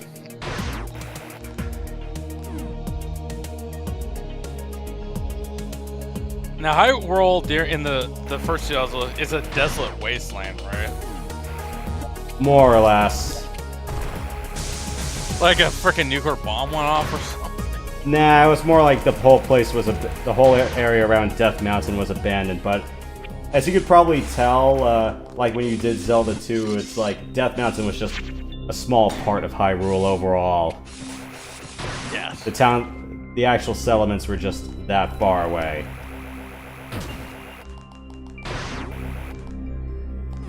Some of them were masquerading as...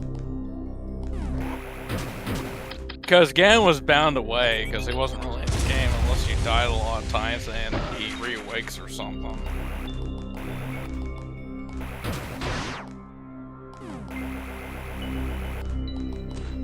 And Ganon's technically a pig-like creature, right? Yeah. Ganon bacon, that sounds tasty.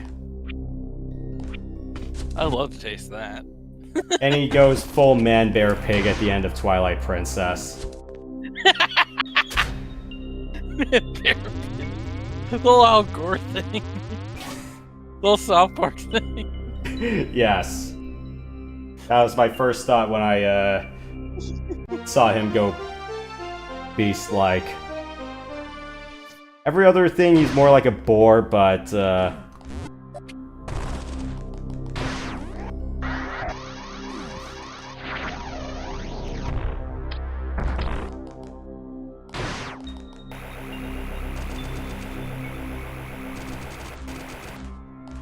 Ganon have a creator? Did something create him or something? that is more of a Skyward Sword question.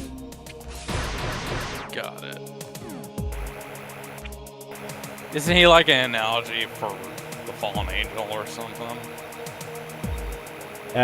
More like, if you go through Skyward Sword's definition, he's more like the reincarnation of an ancient demon. That's they're locked into fighting forever. Everyone who's bound to the Triforce is always just.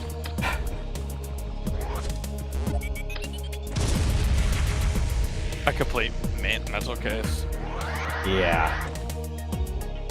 Or in the case of Link and Zelda, there's always going to be some blonde woman in the Hylian royal family bloodline. Or, you know, there's always going to be some random ass blonde kid who has to pretty much help them out. Or at least play their parts in the conflict. That never ends.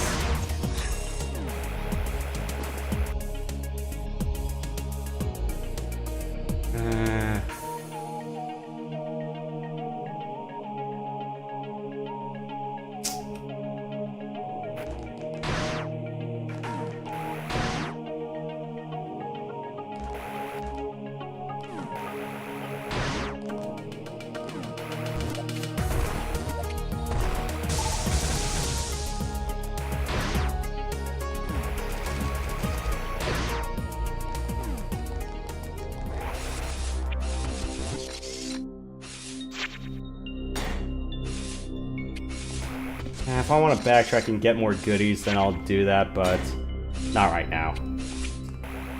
What's the dumbest Metroid game you ever played? Without a doubt, Other M. Other M? Yeah. And What's up? I'm not going to go on a whole rant about that on my own, because Prox can enunciate more of the issues about that better than I can. Oh, we'll ask him when he comes back. Other M, huh? Is that a fan-made game or actual It was release? official. Okay, official. Other M. Never heard of it till now.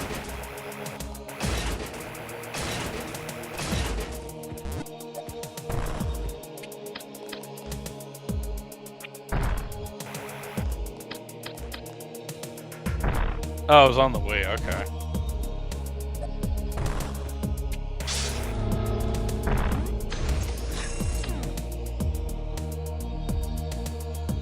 Okay, how do I want to play this? Oh, Prox. Prox, me and Yoshi briefly talked about Other M, kinda. Because he asked me what was the dumbest Metroid game I played, and Yeah, Other M, hands down. If you're at all familiar with the story, then yeah, you won't like Other M. Other M had some good parts to it, but it was overshadowed by all the narrative mistakes that they made, as well as how the controls were, because Sakamoto wanted it to feel like a Super Nintendo game, but with a Wii remote. That doesn't add up, to be honest. not No, with a Wii remote. No, By not at itself. all. There's not enough buttons for it. There's no shoulder buttons on the remote at all. And you know, you have this nice little addition called the nunchuck, and all you had to do was to make a good third-person Metroid game would be to have the analog stick, to have the Wii remote, and then have a pointer for the Wii remote so you can move the camera in third person. That's all you had to do. Guess he had too much sake or something. I guess so. He must have. Yeah, because, like, you know, all you had to... The game, like, you know, if it weren't for the story, if it weren't for Samus going on and on and on about her thoughts, you know, overselling things, then the game probably would have been nice, because it had some decent elements to it. Samus doesn't really talk too much, if I'm not mistaken. No, she doesn't. She has a few lines of dialogue, but it's a matter of less is more. You don't need to go on and on and on. Show don't tell. Exactly. I mean, if you want Samus to talk, don't do what she did in Other M. And honestly, I feel really bad for the actress who played Samus, because I think she did a pretty good job, actually. She was just dealt a bad hand. Exactly, but she was great, and she's clearly a Metroid fan. I mean, I know she had a video one time of, like, back when, we were still in our Metroid drought, she sang Happy Birthday to Metroid in one of her videos, and I'm like, you know what, she's cool, she doesn't deserve the hate that she gets at all. It's like, was this game developed by people that didn't know much about the Metroid lore or something? The OG director worked on it, but we kind of feared he lost his touch. Yeah, it wasn't necessarily that. He just kept the entirety of the staff that worked on it on a chokehold, basically. That was the problem. Especially it had to be done his way, and that was the problem. He Especially didn't take when any the staff feedback. told him, use the nunchuck. And he's Exactly. like, no! Exactly. And, he's still stubborn about Other M because he still considers it canon. Like, because, it's still referenced in Dread. And I'm like, oh my goodness. Come on, Sakamoto. It just kind of shows me that Sakamoto is still in denial about Other M. And it's like, no, it was objectively bad. Is he a very old guy at this point? Yeah, he is. Which is well, funny. You get. Go ahead. Which is funny because usually Japanese people, like when they get older, they still look pretty young. Like, look at Sakurai. The guy must be what, 60 or something? Hey, but he looks like he's 40. Yeah. Well, let's be honest. Folks in Japan and East Asia eat better, more nutritious stuff than us in the West do. Let's just be honest. That's true. Better that is lifestyle. very true. Yeah, no, I can see that because, even in Europe, they generally look better. Like, they age better because they have better food than we do. Because we have preservatives, chemicals, and all this other garbage. Yeah. Heck. This is America. Yeah. Everything's made out of salt or high fructose corn syrup. You almost said something else, didn't you? That was deliberate. Oh, okay. I thought that was a slip of the tongue. That would have been funnier, honestly. Hi, Saris. This was a cool fight. Folks in Japan really overwork themselves. Like, work is like central to their lives. I mean, I love to work too and earn money, but gosh, these guys take it to another level. Yeah, the salary man, a stereotype. My whole issue with that whole thing is, yeah, we have to work, we have to make a living, but work should not be your life. Hey, your coworkers are not your family. I mean, don't treat them like exactly. Shit, I mean, treat them with respect. I mean, work is a team. We're not your family, though. Exactly. Whenever you hear, oh yeah, that's right, they changed this fight. They actually gave Saris the speed booster now in this. When they updated this, it was such a cool change. But yeah, no, like whenever you're in a job interview and you look at a job, whenever a job says, "Oh, we're like family here," huge red flag. Horseshit. I'm like, no, I've got a family of my own. Get out of here. This is just a job. Colleagues come and go. Family doesn't. Well, yeah. Even when they pass away, they're still your family. That doesn't change.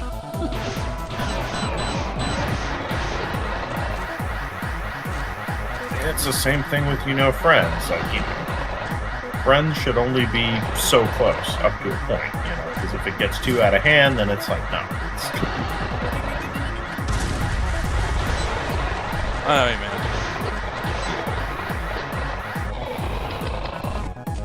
Well, this is that very special friend or very special Right, but, there's an inner circle. Like, if you go and And I'm not saying that clicks are necessarily okay, but what I am saying is there are priorities, including, like, you know, family and friends.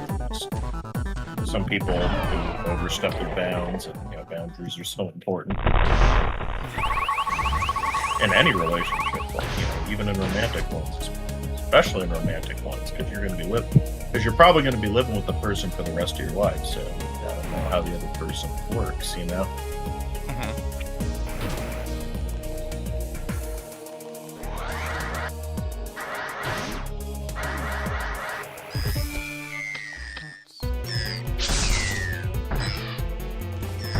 Fox, I'm wondering, do you ever have a Super Nintendo growing up? No, I didn't. For me, I was very young when the Super Nintendo came out, so... Or Actually, it was like... I think the Super Nintendo came out before I was around the time, you know, N64 was a relatively new thing. And I didn't grow up with an N64 either, because I think the earliest, like, gaming thing I had was, you know, I played some computer games here and there. But I would play N64 over friends' houses, and also, you know, at daycare at school back when daycares were safe. Now they're not. As long, well, I mean, hopefully they continue to be safe, so we need to get rid of the stupid rails they're trying to push now. I don't know if you heard about it, but basically, it's like, oh, if you're in a daycare or if you're in a public school, anyone without an ID, they don't need an ID or any background check, can just come in and say, hey, I want to be can take the kid. No, it's just like, I can take the kid. I can take custody of the child. And it's fine. It's the stupidest thing. Is that a Cali thing? It is a Cali thing. Well, at least it will be if this doesn't get stopped. I mean, there's so many people fighting against it now. And, it's currently suspended, but it'll come back. Again, it's not done yet. Like, we're not out of the woods yet. But it's like, they're putting it on hold. Especially considering the entire Texas slap fight that's going on right now. Yeah.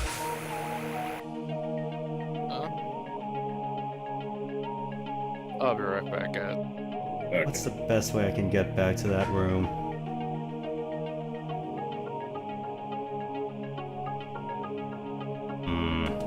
Shit.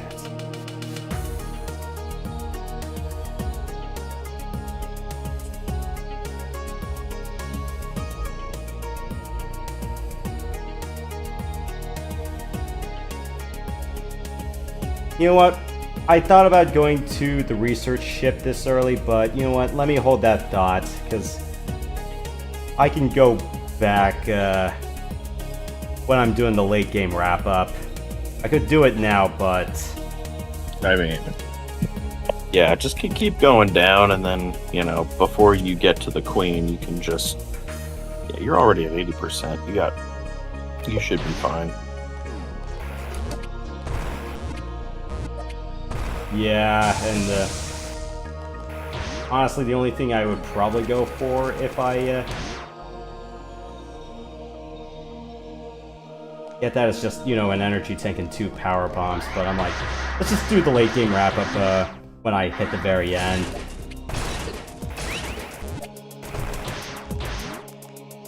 Because I'd rather not do something that feels like an absolute showstopper. Right.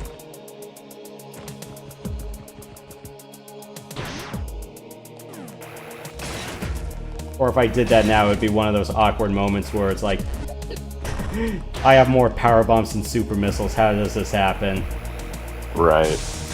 And to be fair, that has happened a few times when I was playing super, but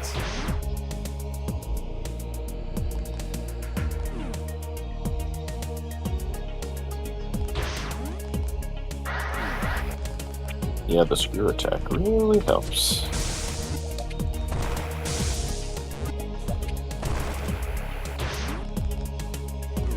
I'll be back again. alright. I'm just gonna grab that item up there, and then we'll move on to the next progression piece. I'll do item wrap up once we hit near the end.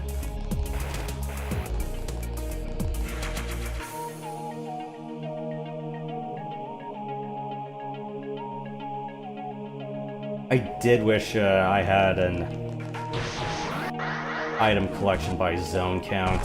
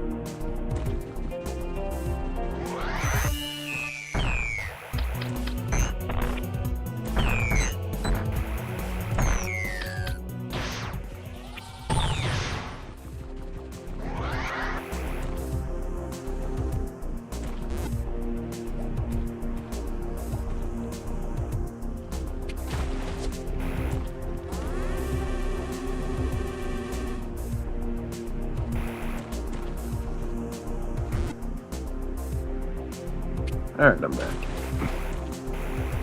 Yeah, we're gonna find out what happened to the search and rescue team.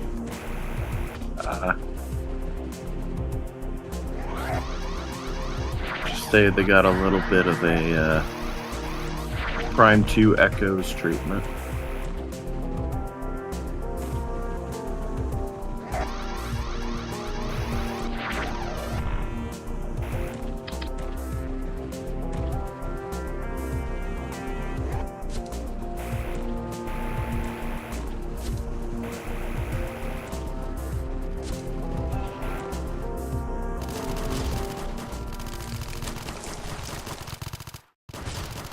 And none of you guys have explosives.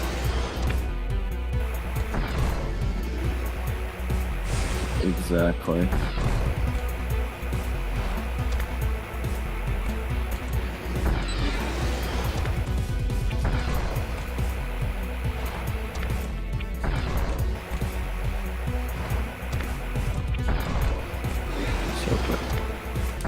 Oh, cool, I got that. Yeah, you're gonna want to wait for him. Like, get far enough away, and then there you go. Oh, Once you get used to it, it's pretty easy. It only takes about 3 shots back to take him out.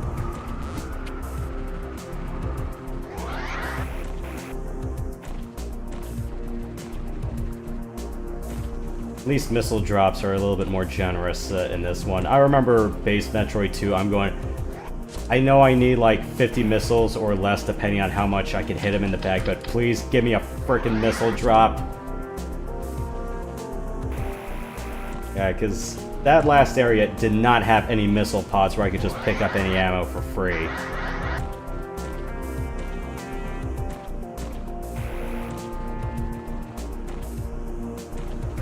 Alright, yeah, let's go hit the Omega Nest. Yeah, you're pretty much already done with the game. Yeah, I'll do item wrap up and we'll do the GFS stop, the exploration right after. Yep. Now here's the froth barrier. That's what I call it.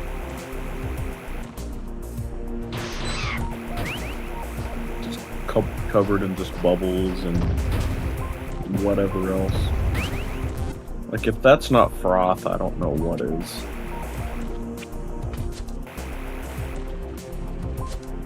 Or, you know, soap. It's a soap barrier. It's bubble bath.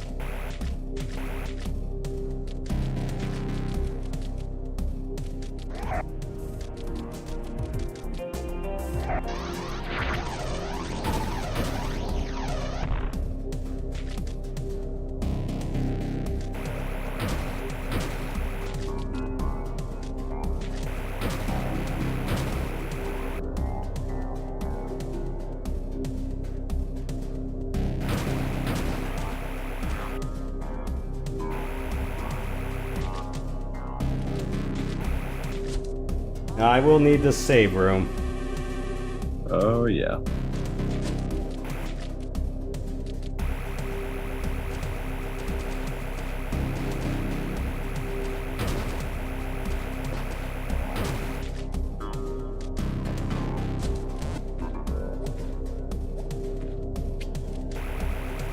So, you know what? Let me go all the way upstairs first.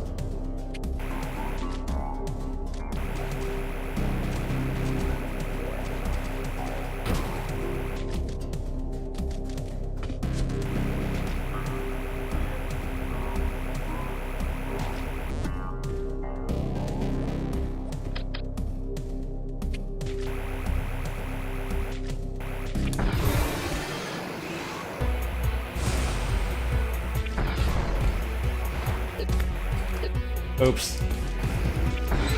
I didn't give myself enough breathing room.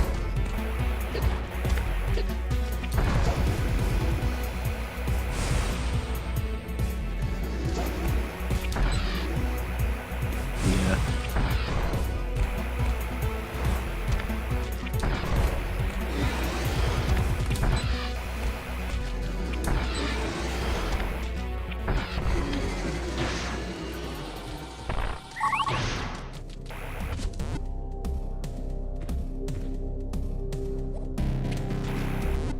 Yeah, when he does that long jump, that's the time to do it.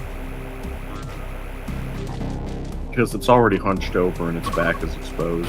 So the moment you hear it charging up, that's when you jump toward it.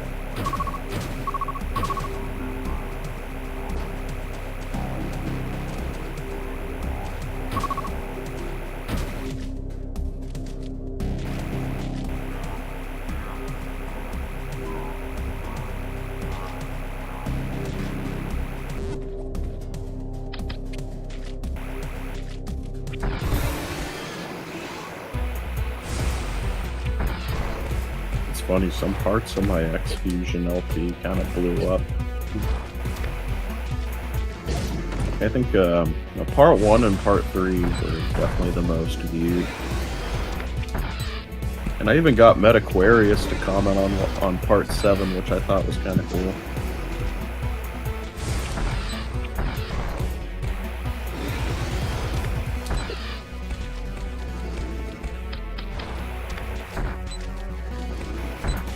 Do you think you would ever stream X Fusion? Probably not. But... well, considering that there's an easier mode.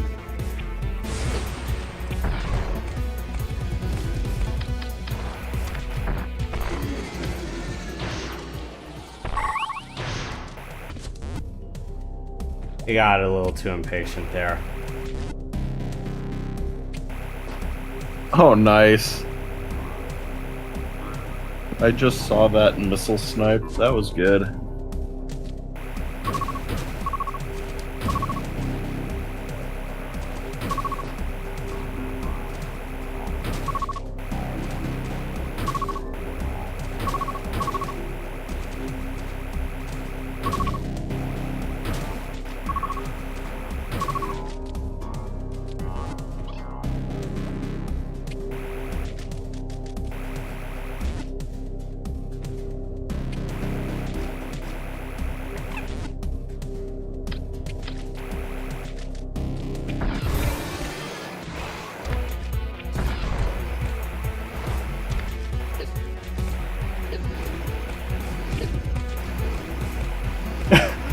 Oh, jeez, it's like, I don't know where to go. Pretty much.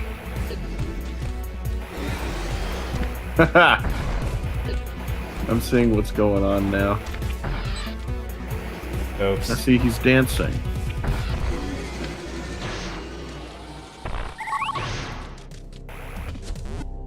I love the sprite rework that they did. It looks so much better. I mean, it already looked great before, but now it's pretty incredible what they've done.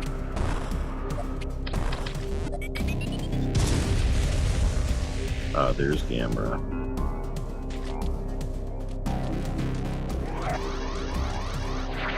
Yeah, that Omega dancing around, it kind of reminds me of that YouTube video where it's the Yakety Sax one.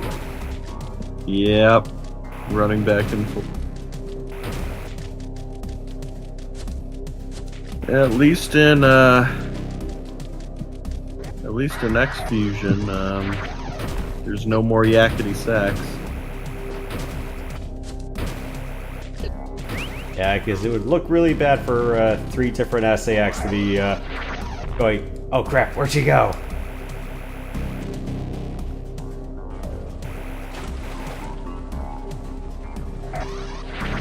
Or launching super missiles into the void. No, yeah. Or screw attacking around you constantly, never aiming downward when shooting.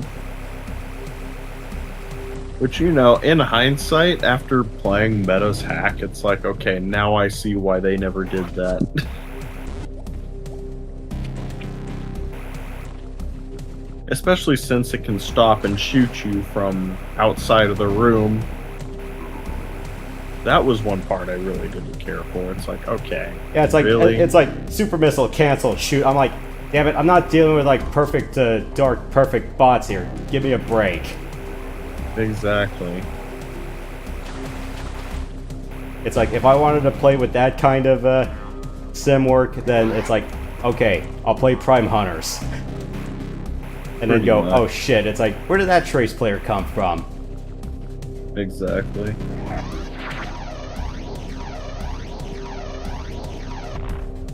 It's a shame that I missed out on Prime Hunters multiplayer back when it was a thing.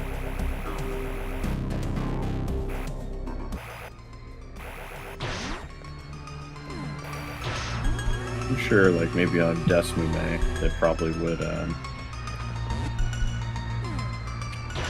have an online feature for that for people to play.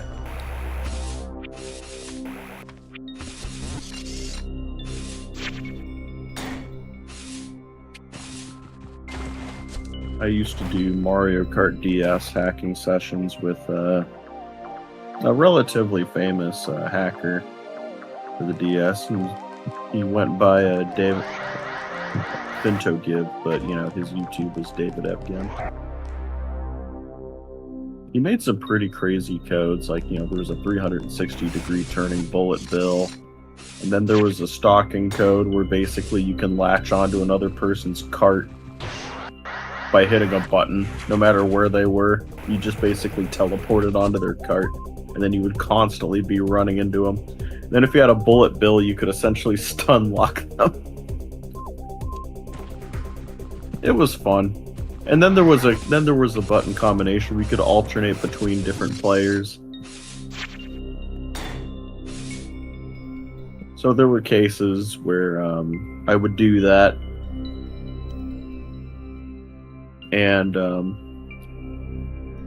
people still wanted to play. I mean, I made sure to lose the race, but during the race, I basically harassed the players as much as possible during the whole thing. And they seemed to enjoy it because not a single person left. It's like, okay. Mario Kart Chaos. Around. Yeah, exactly.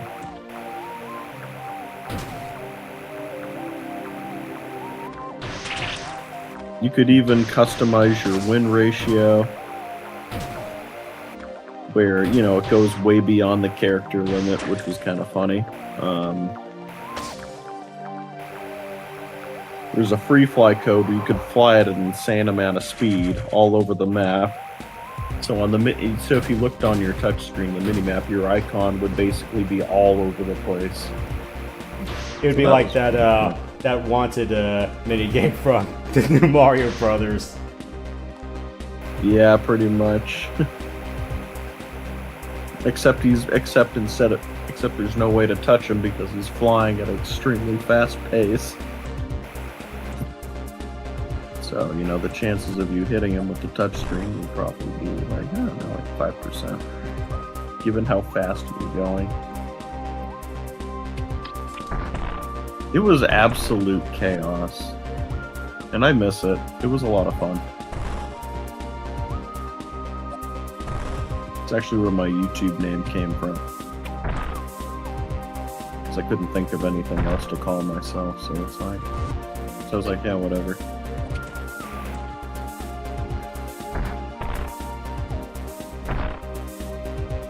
I mean, I couldn't call myself Black Shy Guy with Pink Eye Disease,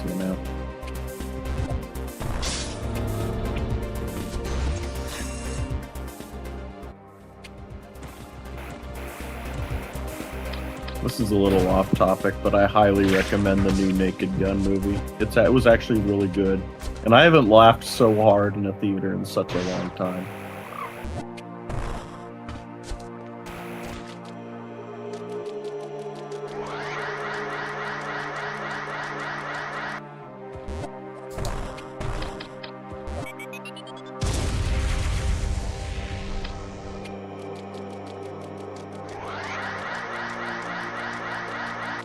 It's nice when you actually have somebody who reboots the series who actually is a fan of the original source material, and it's like, and they actually care about what they're doing, and it shows.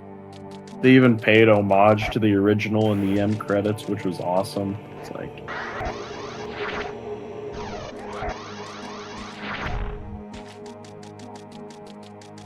it's amazing what effort and passion do in a project, something Hollywood has long forgotten. That was a nice shine spark. Yeah.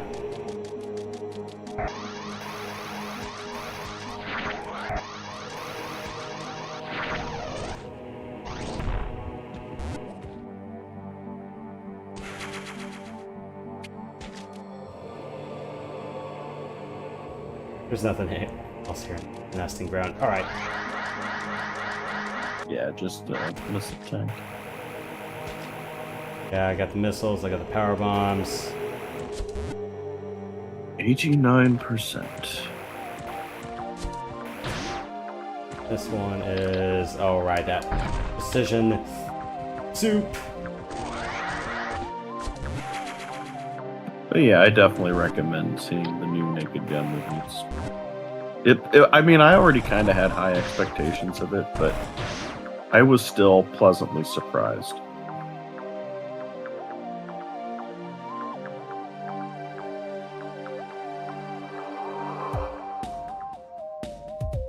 Sorry, I'm just trying to plot my next path. I gotcha. I'm thinking... Ooh. I could hit the research ship, like, right now, or I could probably wait till I'm done with Area 3. Let me wait till I'm done with 3. I'm just gonna try to plot my path to that right now. Alright, so that's Just 2, work your way toward it. 4... And then... Oh, I said just work your way toward it. Yeah.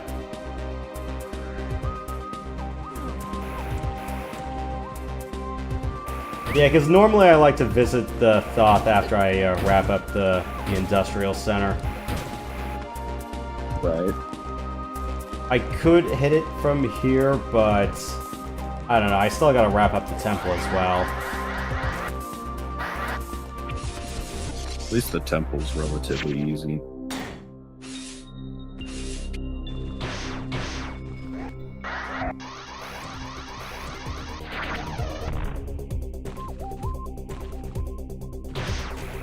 These fast traveling systems are really nice.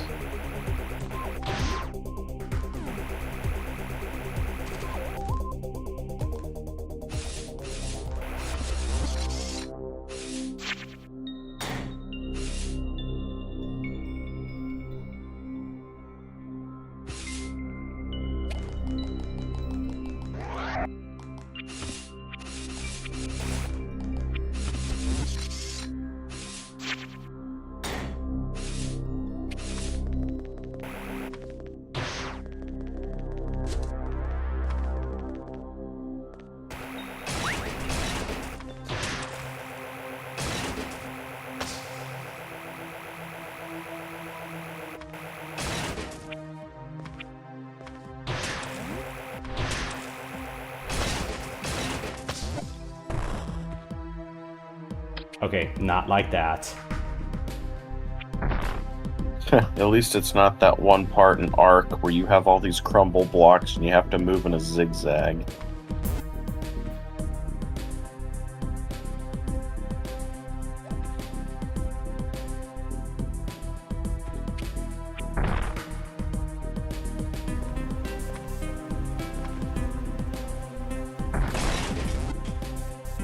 I remember I did not like this particular sphere puzzle. It would always go out of bounds.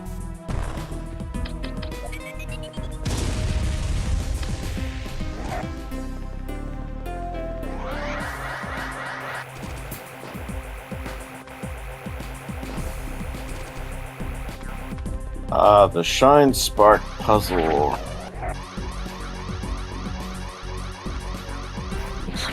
One of the tougher ones, but it's a fun one.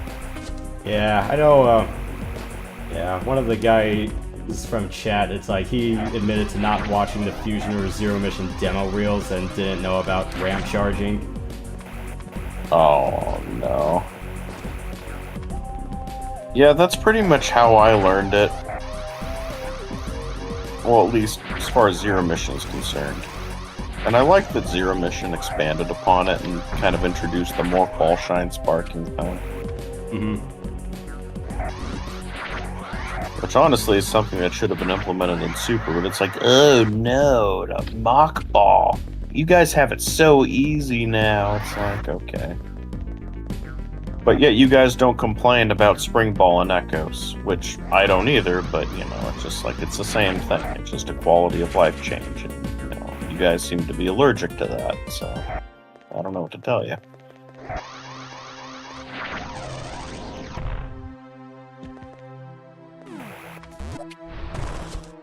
Ah, yes, now this part.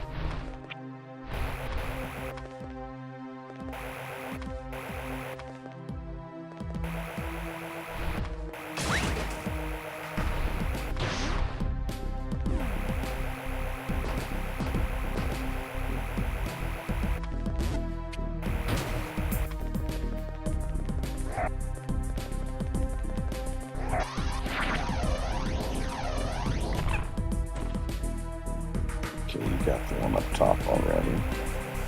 Yeah, it's just that one, right?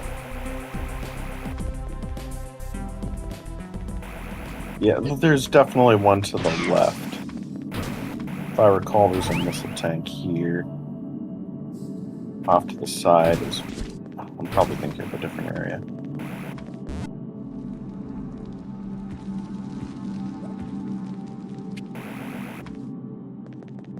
Oh, I remember version 1.0. You could clip out of bounds and complete and get early power bombs.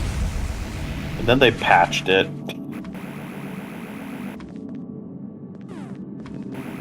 Oh, you haven't gotten this one yet? No. Because there's two.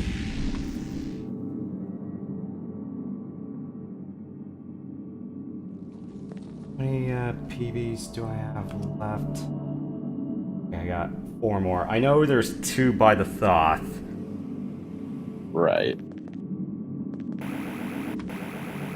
I think there's also an E-tank in Thoth as well. Yep, I know. That's the last E-tank.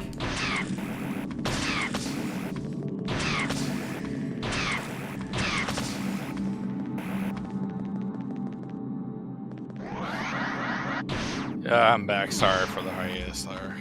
We're just doing item hunting right now. I'm at the final boss's doorstep, but just trying to grab some stuff. Should have had a little screw attack block by the left here. Remind me, does NES Metroid have a map or no? No, you had to do it by hand with paper. Unless you play Metroid Planets, but that doesn't count.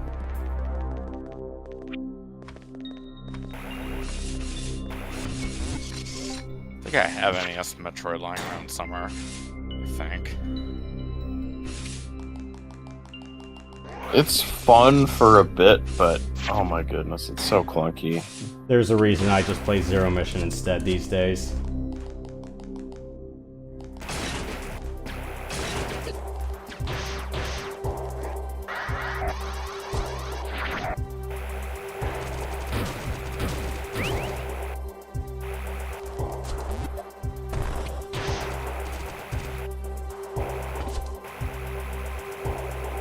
I am so going to hate this.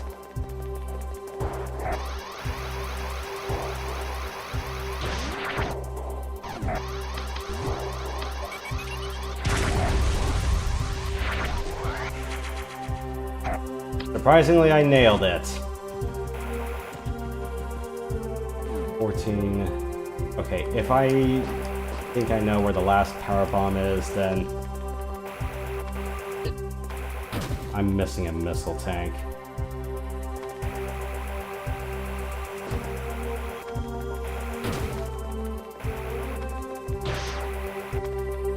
I think this is the one I was thinking of.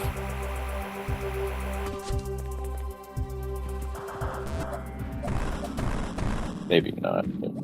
You got the speed booster one already, right? Yeah.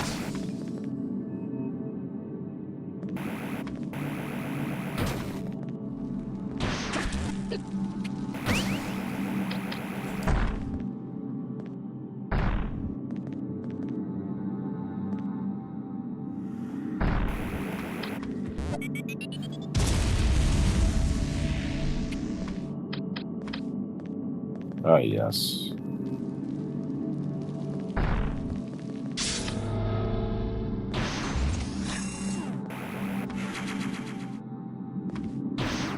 So that means I'm missing one more missile tank, but where?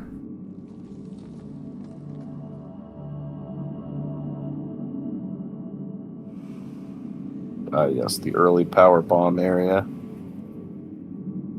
You could just, spider ball out of bounds, then break it.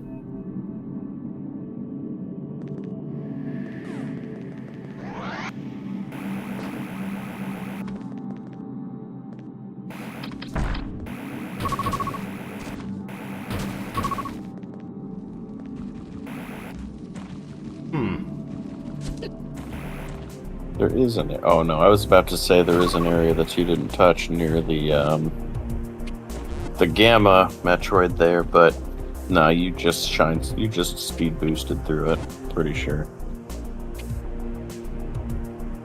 That's why you didn't really unlock that part of the map.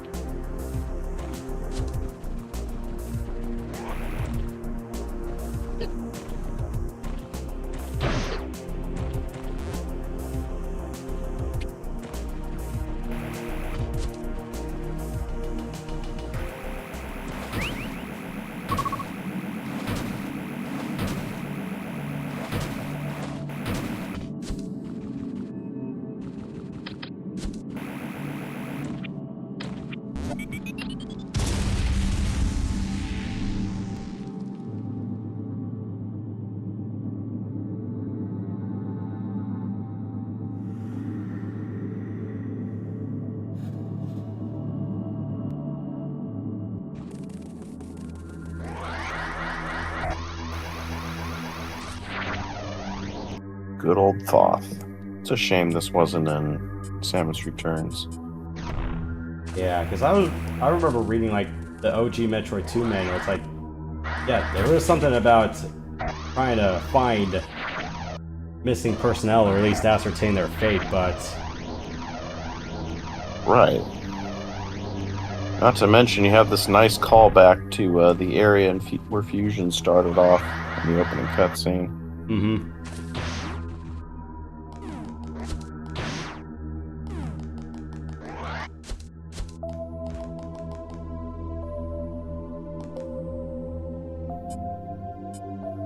And then Genesis.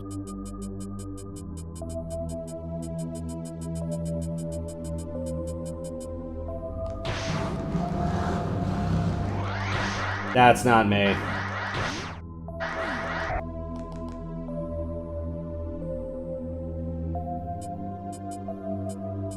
Oh, I know. Homer and Araka. I don't remember their names being anywhere. I know the rest of the team's names. They're definitely names from Aliens and Predator. Huh. That's a nice callback. Or reference, I should say.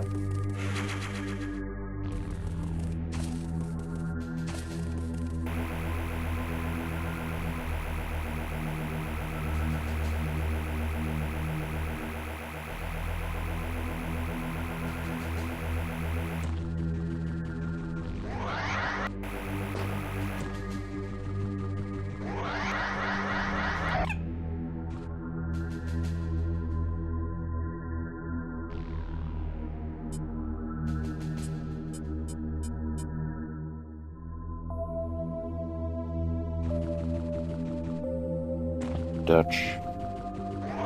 You just need An Arnold voice. Well, yeah, I mean that's fair, but I was saying we just need a Danish and a German.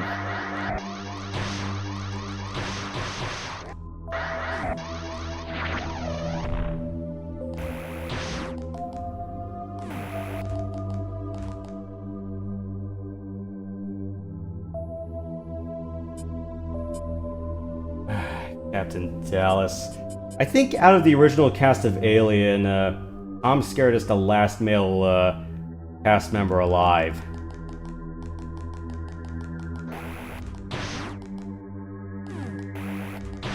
Yeah, John Hurt's gone, Yafet Koto's gone, Harry Dean Stanton's gone, Ian Holm. And the original guy who suited up in the alien suit, he's gone as well.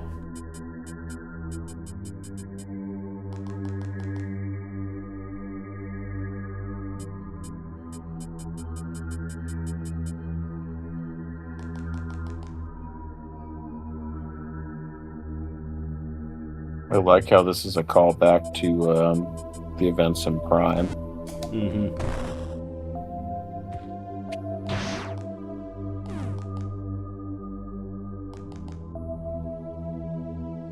I wonder if those are supposedly the fission Metroids that can actually divide like cells.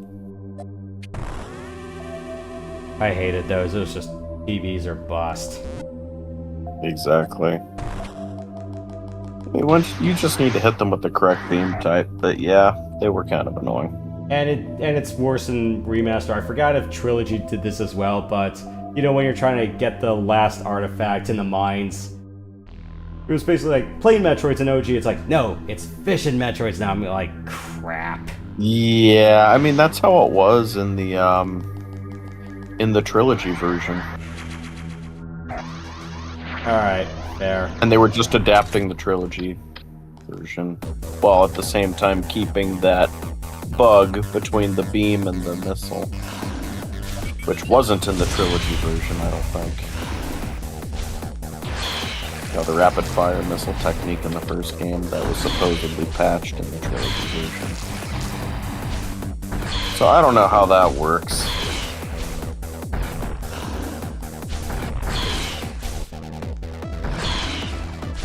And I'm really glad they didn't patch that, because that technique is super helpful. And it makes going through the game a lot, or specifically certain bosses, a lot easier. Oh. I really want them to remake 2. So, the box brain.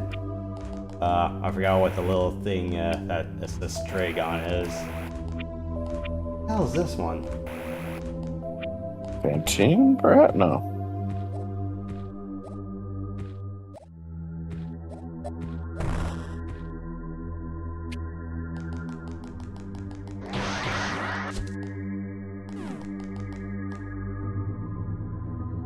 Alright, I'm just missing the last missile tank, so I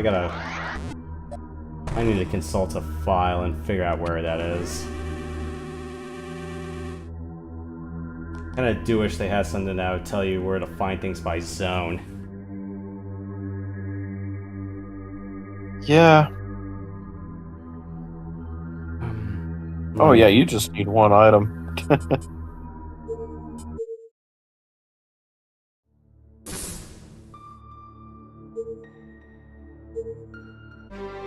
I'm just consulting the map real quick.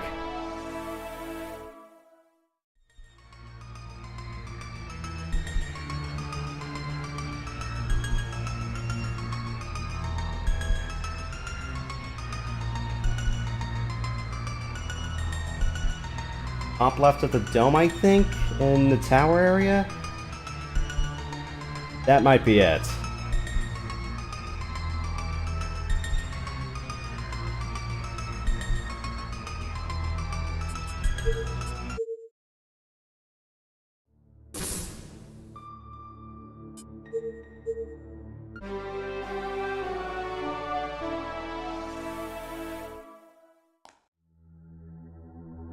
Yep. Top of the tower.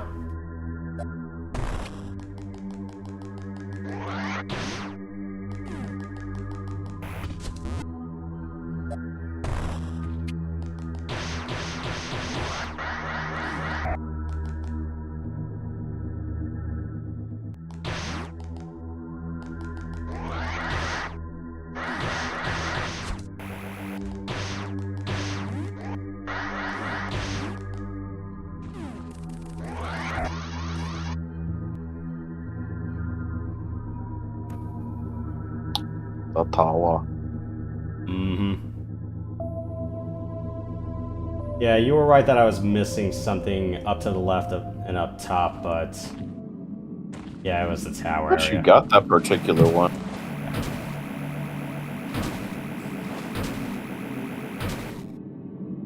Best way back to the tower. Oh, I can go back to 2, to 4, and then back to 2, and I can hit the tube to the ending. And then you remember how in Samus Returns you had to, you know, get something to break all of those crystals, and I'm going, Yep. oh! I'm like, Then you had to go all the way back just to get certain items. And it's like, and their fast travel system wasn't as refined as this. yeah. I did like their fast travel system, given how many teleportals they had.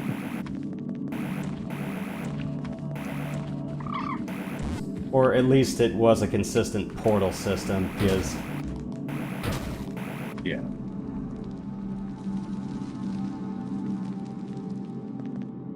Then Dread kind of perfected it. Well, yeah, I mean, the elevators that Dread had were fine. It wasn't annoying to get through at all.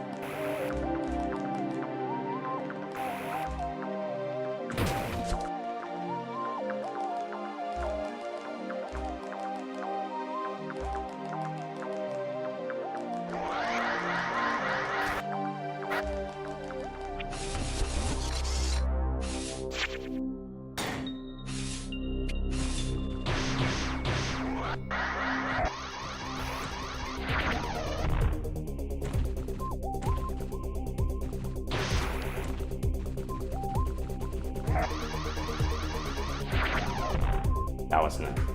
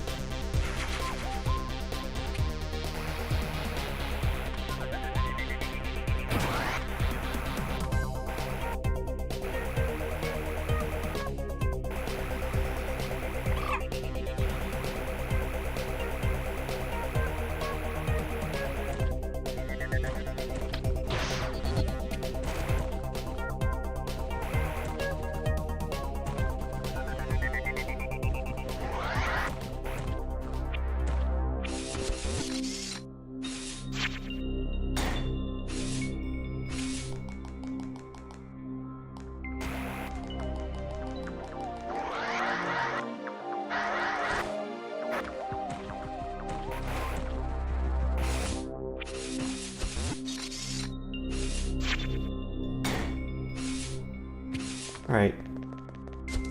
Under 3 hours, we're making good progress. Well, by my standards, that is. But yeah, if I'm gonna get the under 2 hours ending, I might have to skip the Thoth, and I was like, and just say, screw it, do it live. Yeah. I don't need 20 super missiles on normal. Oh, what's that beacon do? I don't think I've seen that before. Which one?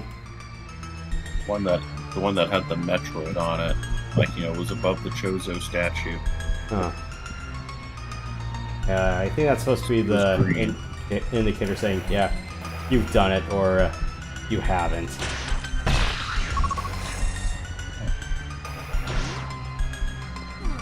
I don't know, that doesn't make any sense, because obviously it's like, yeah, you've done it, you had to in order to get here.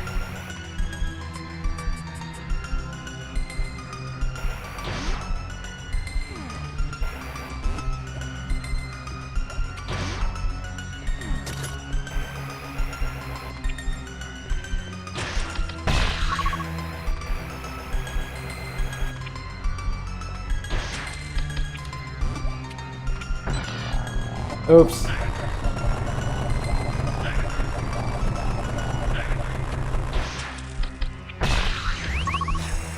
I really bungled that up. And notice that your HP doesn't take a drastic nosedive when you get the Metroid latched onto you. X fusion.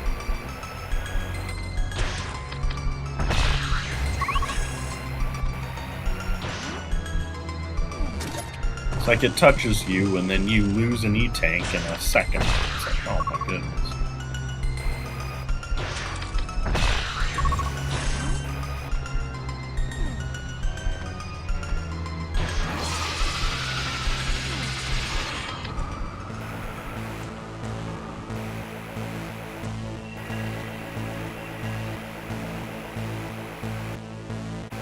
This was a cool queen fight. I'd have to say that I like Samus Returns' queen fight a lot better though. Yeah, because this is more like one-to-one with the original, but there's a little bit more bullet hell and skill involved in your part in Returns. Right. There's a much more of an attack variety as well.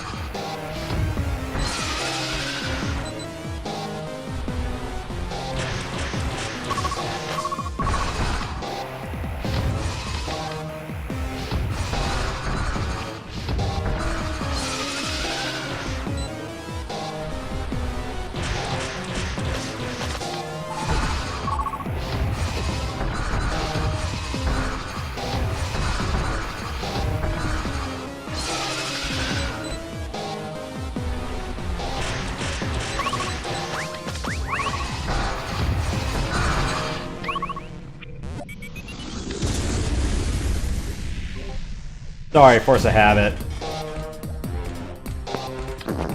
Looks like that attack was clone Niku or whatever.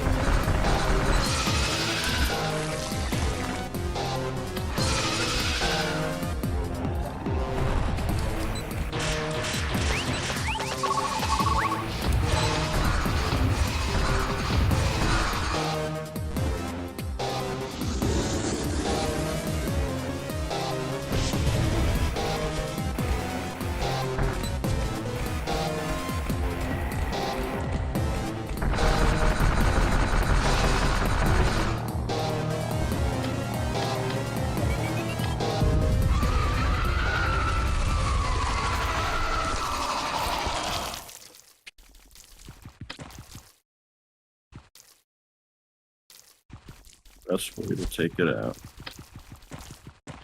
Well, so ends the Metroids. Hopefully the pirates won't come here to abuse them again, but... wishful thinking. The pirates always find a way, don't they?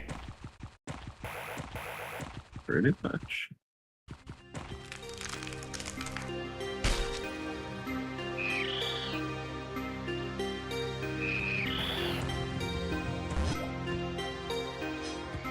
The baby.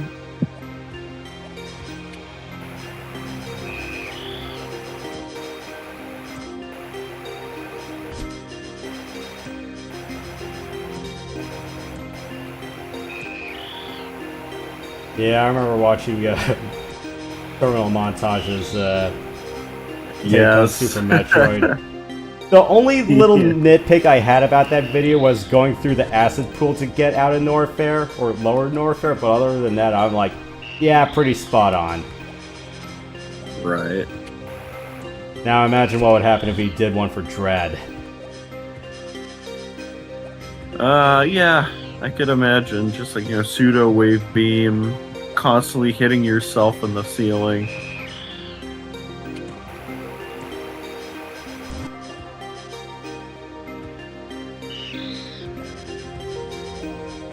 Water bomb jumps.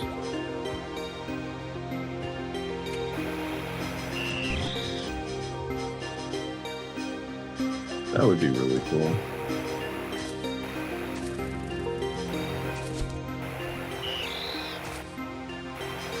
And we are out of the volcano.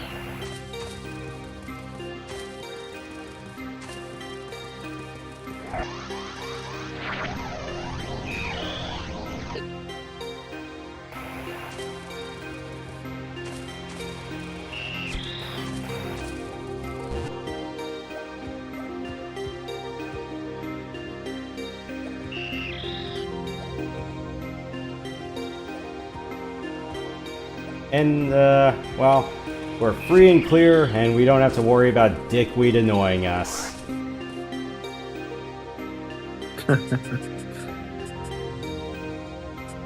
Yeah, no random Ridley fight, even though that was a really good Ridley fight. Probably one of the best ones, in my opinion.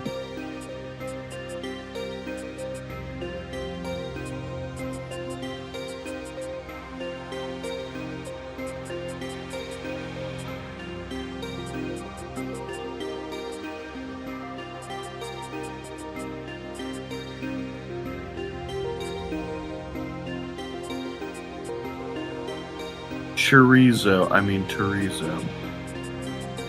You know, I actually went to this one Mexican restaurant down the street from me. Yeah, they usually have brunch specials, so forgive my butchering the pronunciation. Yeah, it was huevos con chorizo, and I ended up taking that with red beans and rice, and when I mixed that all together, I was like, this shit's really good. Oh yeah, that sounds great. I'd eat that. Yeah, but it was more like ground chorizo that was uncased. So, you know, not cut in the sausage, but more like yeah, just sort of like not like diced, I guess you would probably say. Yeah, it was more ground. But yeah. Oh, okay, so ground, yeah. Yeah, it was like ground chorizo. It was a ground chorizo omelet. Still, that's pretty good. Yeah, came with a couple of little flour tortillas, so, you know, scooped that up, and a few of the red beans and rice, put that on, enjoyed it, and then when I ran out of those, I mixed it all together in a bowl, and I'm like, yup, worth it. Yeah. Eggs go very good with all that. Like, eggs go good with a lot of things. It's really difficult to mess up eggs. Unless you try to poach an egg, then yeah, that's actually very easy to mess up. Because then you either hard boil it or it's raw. Yeah, I think that's what I did when I was trying to make a breakfast variant of jambalaya, but yeah, that's not really something. It's like dropping a raw egg up top. I'm like going, this is the sort of stunt I would be doing with like egg drop soup or, you know, a hot and sour soup variant, but right. When you're trying to go for that egg strand effect, and then you're trying to make sure it's like the water's not too high where you just inadvertently scramble the egg. Yeah. especially if you're trying to poach it, you want to keep the yolk runny, but the white's kind of sturdy and whatnot. It's like you need to kind of have that balance. Like, okay, so I need to keep the egg open a bit and just kind of hover it over, but not cook it too much.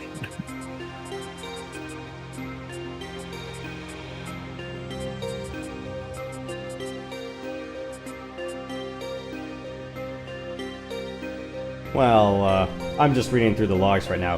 Reluctance to use bounty hunters. I mean, the last time the Federation had multiple bounty hunters in their employ, well, 3 of them ended up dying. Pretty much.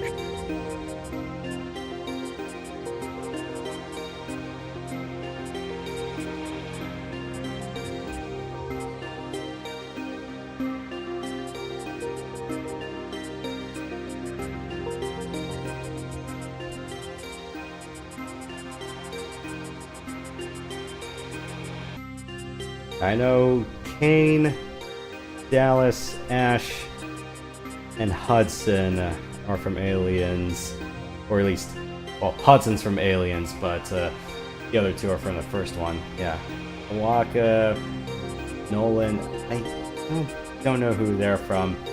Mac and Blaine, definitely from Predator, and Dutch. I think they changed Mac's dialogue because one of them went, because I remember Mac's dialogue being a little bit more insane in earlier versions, going, "I'm gonna have me some fun."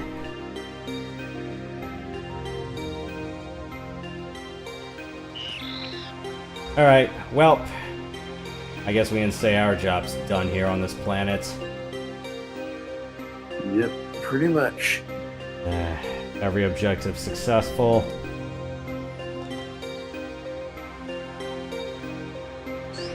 Let's go home. Yeah, probably keep a quarantine watch on this planet. Yeah.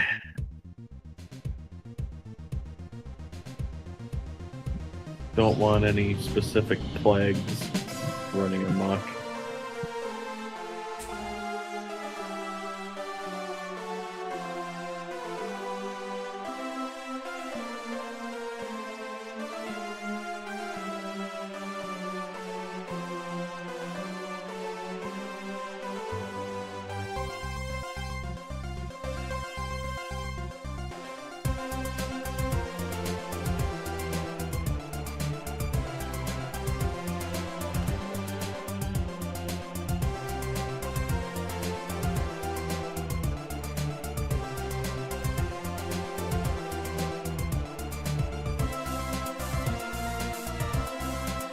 It's funny, there's a mod for AM2R that if you play on fusion mode, once you defeat the boss, then a Corax comes out and you gotta fight the Corax. I thought that came standard with fusion difficulty from 1.5 on. I thought, if I remember correctly, like it's not it. You just get an upgrade in the form of an X parasite, but no, you actually have like an enveloped X parasite coming after you.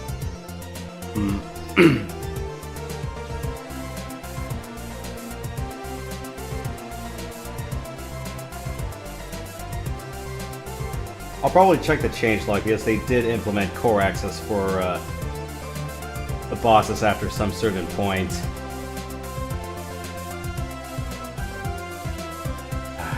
And then because I didn't transfer my save files over from my previous tower, I gotta get the plain under 2 hours ending.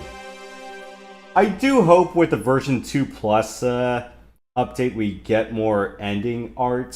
So it's like, beat the game on hard, beat the game on fusion, that sort of thing. Yeah, that would be nice. Yeah, because I think that's one of the reasons I did like Zero Mission a lot. Zero Mission had so much The art. last Metroid is in captivity. The galaxy is at peace. Peace Yeah, when I was played never this an option. game, Sorry. yeah, when I played this game initially, man, like, during the drought, I was just like, it's cool that we got a brand new Metroid game and I'm enjoying it, but man, Nintendo, what are you doing? It's like,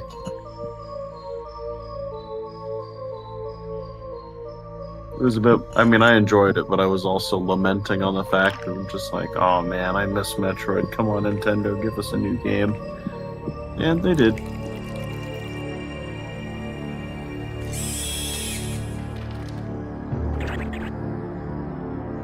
Let the evil gummies come forth.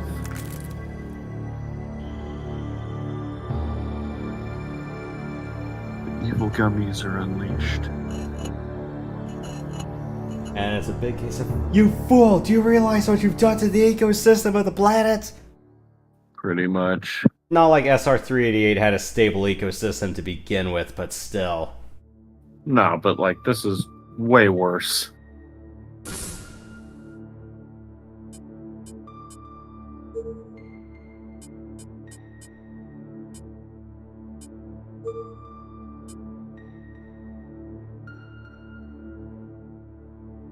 I think I would have taken insanity mode if there were healing spots around. Right. Yeah. Like, remember how in Base Metroid 2 there's like free healing and free missile pod stations? Yeah, in insanity mode, there's none of that.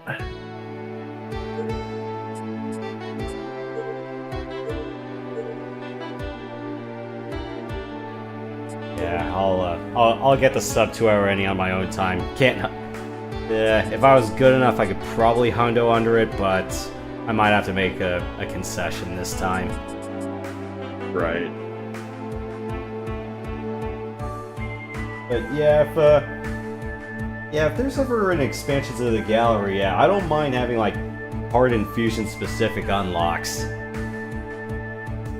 Yeah, that would be nice. I know that Dread had like, what, 8 different endings? And then additional bonus, like, events that happened prior to Dread. So Yeah. you got a lot of content from Dread. Or how in Samus Returns gallery mode, it's like the more items or the more progression you get, the more images get unlocked or the more puzzle pieces you break up. No, wait, sorry. Kirby Star Allies was the puzzle pieces one. No, but yeah, you get more pictures unlocked, and then once you've searched through all of them, then you get the crazy one, and it's like, oh, bait for a sequel? Well, who's this person? Yeah, it's like when And it's then all Dread. when it's all like dark and red, and then Yep. there was a reason. It's like I kept thinking like what sort of red birds were happening, and I just kept calling him the Cardinal until it's like you find out his real name. Right. Yeah, because it was like there's only like one red bird that's probably out there. I'm like going, is this guy a cardinal or what? Yeah. And then you find out later, and nope, Not a cardinal. a raven. Yeah.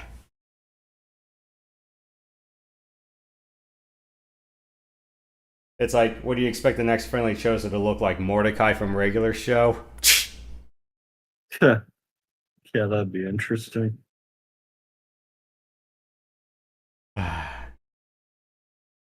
Alright.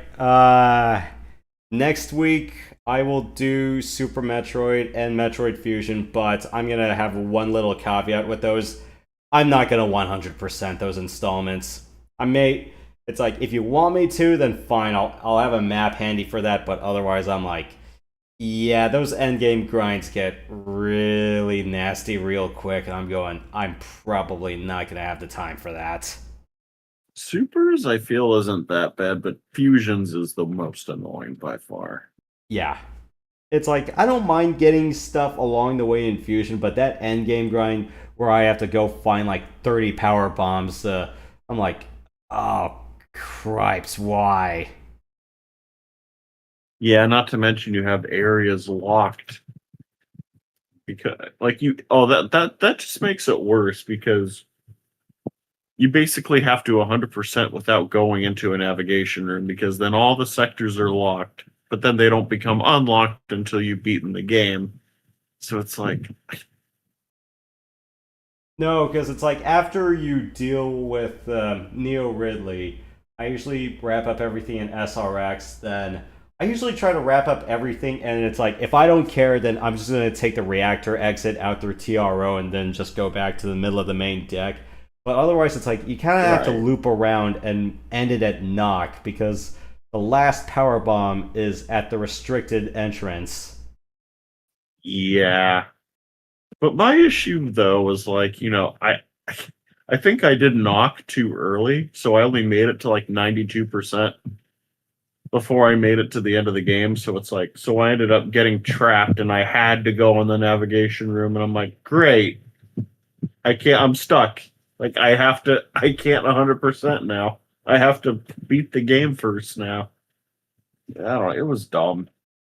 Yeah, because you can get everything in Arc. Well, almost everything in Arc. You can get everything in AQA, and you don't have to come across there again during endgame wrap up. So what do I usually do? So I do SRX to PYR, PYR to Arc, Arc to AQA, and then AQA to knock. I think so. Yeah, I don't really remember the exact order. Yeah, and then you have to take knock back to the restricted area, get that last power bomb, and then go from SRX, TRO, reactor core back to the main deck. But usually it's like I'm gonna say, okay, you know what? I'm not gonna do this endgame grind. SRX to TRO, main reactor exit. Let's just go back up top. I'm like, I'm done. I am not gonna do freaking Crumble City, the under lava Crumble power City. bombs. At least with Crumble City, if you have space jump, you're fine. But the Crumble City and X fusions, oh, if you don't have Spike Breaker, then yeah, you're not gonna have a good time. Yeah, TRO's Crumble City, I kind of brute forced with Spring Ball, and well, the fact that there's midair spinning in X Fusion. Exactly.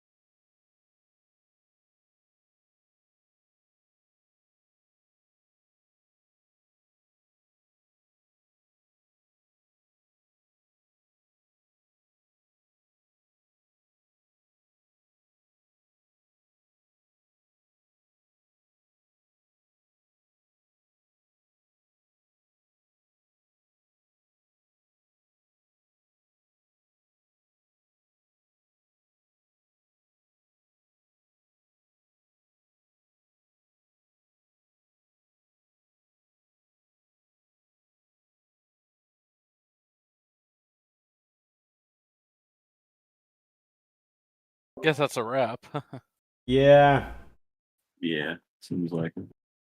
yeah. Next week will be Super Infusion, but yeah, I don't think I'm gonna 100% those installments. Yeah, Understandable. I think Super would be fine though, 200%. yeah. It's just there's a few out of the way things, or that missile tank right before Golden Teresa, where I'm gonna go, oh crap. Oh yeah. But usually that's no problem because you're going back up anyway when you get screw attack, so it's really not that out of your way. Yeah, I would say like the one awkward one for me is probably the Mickey Mouse missile pack, but that's just because it's like Lower Norfair's already freaking annoying. Yeah, makes sense. Yeah, it's like I don't mind getting stuff in Brinstar because all that stuff's easy to get, but yeah, it's just I always tend to forget a thing in Norfair, and I hate navigating Meridia. Meridia is really annoying, yeah. But you got to get grav suit first before doing anything there. And then there's the I mean- Sandfalls and the fact they put Spring Ball so freaking out of the way. Yeah. Yeah, there's a reason out of the 2D water areas in Metroid, I don't like Meridia. It's like I like AQA a lot. Don't get me wrong. It's a nice place. Yeah, it's nice. In Fusion. In X Fusion, no. No. It's not. Yeah. Or I kind of wish, with Dread, they kind of did more with the isolated island effect, because it's like, or make it more like a lighthouse area. This is the Castlevania freak in me speaking, so yeah, take my word for what it is, which is probably Yeah, that makes garbage. sense. Because some Castlevania water areas, especially from the Advance era on, thankfully are not hot garbage. But I think that's mostly Yeah, because I they just build prefer the water their temple. art style and set pieces a lot more. Right. No Ocarina of Time Water Temple in 2D, which is basically what Aqua is. Yeah, first party Nintendo and water areas, their track records mixed at best. Yeah. There's a good solution with that. Improve the swimming.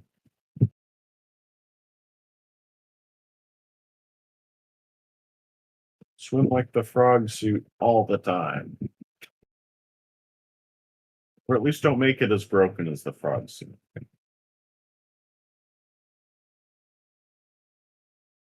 But at least be able to, I don't know, like swim faster and be able to control your momentum a little bit better. Oh, you were asking about the Corex additions to Fusion difficulty. It's version 141.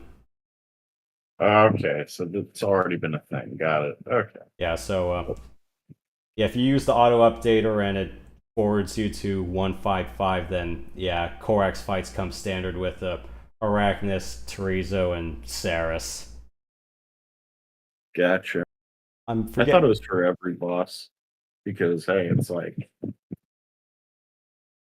the whole place should be infected with X in this case. So it would except only like the make pure sense. machines. Yeah, that's true. Because I think the Ancient Guardian I still think is mostly machine, and all the droids are Test still girl. just droids. But I think Terizo's the only semi-organic one. Right. Yeah. And obviously the Metroids. Yeah, it's kind of funny how the X roam free, but the Metroids are still there, just chilling.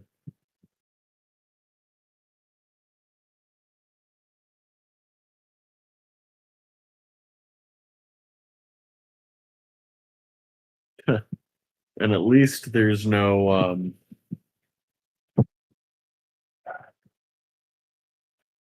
sheesh, I already forgot what that boss is called. All right. Genesis also has a Corax. I forgot about him. Right.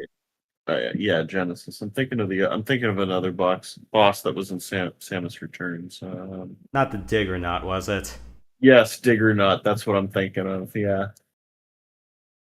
At least that's not in this game. Though I have to say, like, I used to hate the Digger Nut, but after fighting it more and more, I'm like, I kind of like this boss now.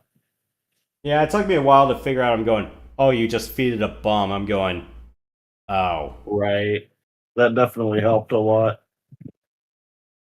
Made the fight a lot more bearable and less tedious to get through. And then there's like the parts where you're going through some fights where you're going, oh, right, I got power bomb boost. Oh, yeah, that was kind of an afterthought, and the game doesn't really tell you. Yeah, and the fact that, Returns and Dread don't have demo reels, I'm going, guys, I should not be figuring this shit out through Twitter. Come on. At least with Dread, you didn't really need a demo reel, but Samus Returns, yeah, you definitely did. The fact that I had to go on YouTube and look up how to find certain items. And I was like, wait, you could do a power bomb cannon? That's what? That would have been great information to know. I would have said probably the one thing I would have gotten out of a demo Rio and Dread would probably be the wall-to-wall boosts. Or at least the slide boosting. I don't know. The reason why I'm saying that is because there are many areas that teach you how to speed boost. But And yeah, not and they that. kind of require you to do that even on the path. So it's like, yeah. Yeah, but it didn't really grow on me during the first speed booster area. As in, yeah, you definitely got the cinematic launch, but it wasn't the sort of area where, you know, you were taught to do the wall to wall. I know there was something afterwards. But that was, that was also a missile tank. But yeah. It took me a while to figure out that you could also shine spark downwards, which was something you could never do in any other Metroid game. Yeah, the downward thrust. Yeah, or downward diagonal. It's like, whoa, that's cool. I didn't know you could do that. Yeah, because otherwise it's like those of us who are still advanced coded were going, oh crap, we just gotta do this one big precision mock jump or something like that. Yeah, that's what I thought too. I was like, okay, I have to get out of there. I need to somehow break these blocks and then do a midair shine spark, and then, but no, all I have to do is just drop down, and and that's it. I'm done.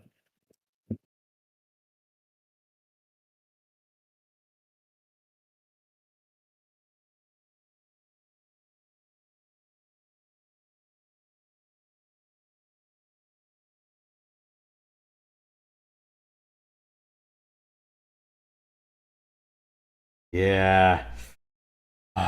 What do I want to do with Fusion? Do I just want to do it normal or do I want to do it hard mode? You could try hard mode.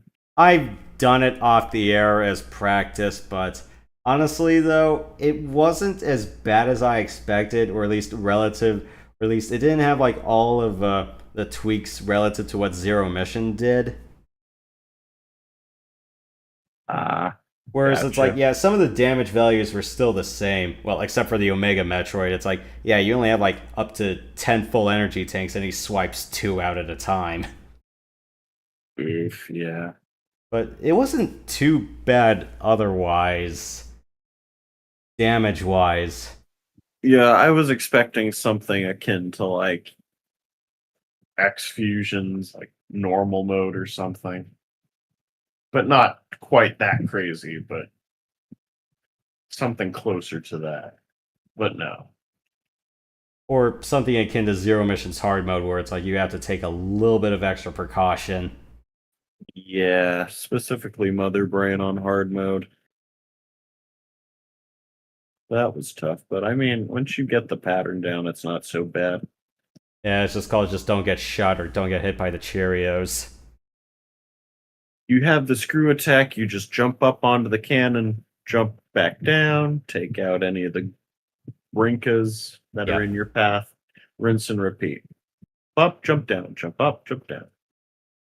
And then just launch 3 missiles and a super in Mother Brain's eye. Because she closes her eye after the 4th hit. Right.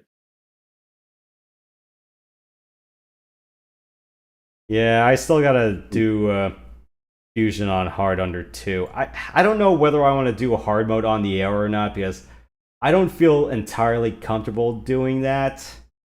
That's fair. Especially because, you know, your power bombs are cut in half and there's a little bit of overhead time you have to bake in just to restore them. Yeah, that's fair. Yeah, because I'm going to be running it very close, and yeah, it's like the bosses, except Mecha Ridley, I wouldn't have too much trouble with, but yeah, that's Mecha Ridley on 100% is pretty much, yeah, you get hit 3 times and you die. Or you get swiped twice on hard and you die. Yeah. It's such a shame about Ridley, especially if you sequence break. You can like basically take Ridley out in a second or two. Mm.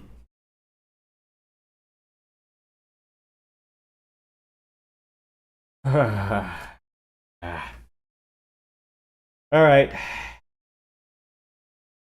So, closing time, guys.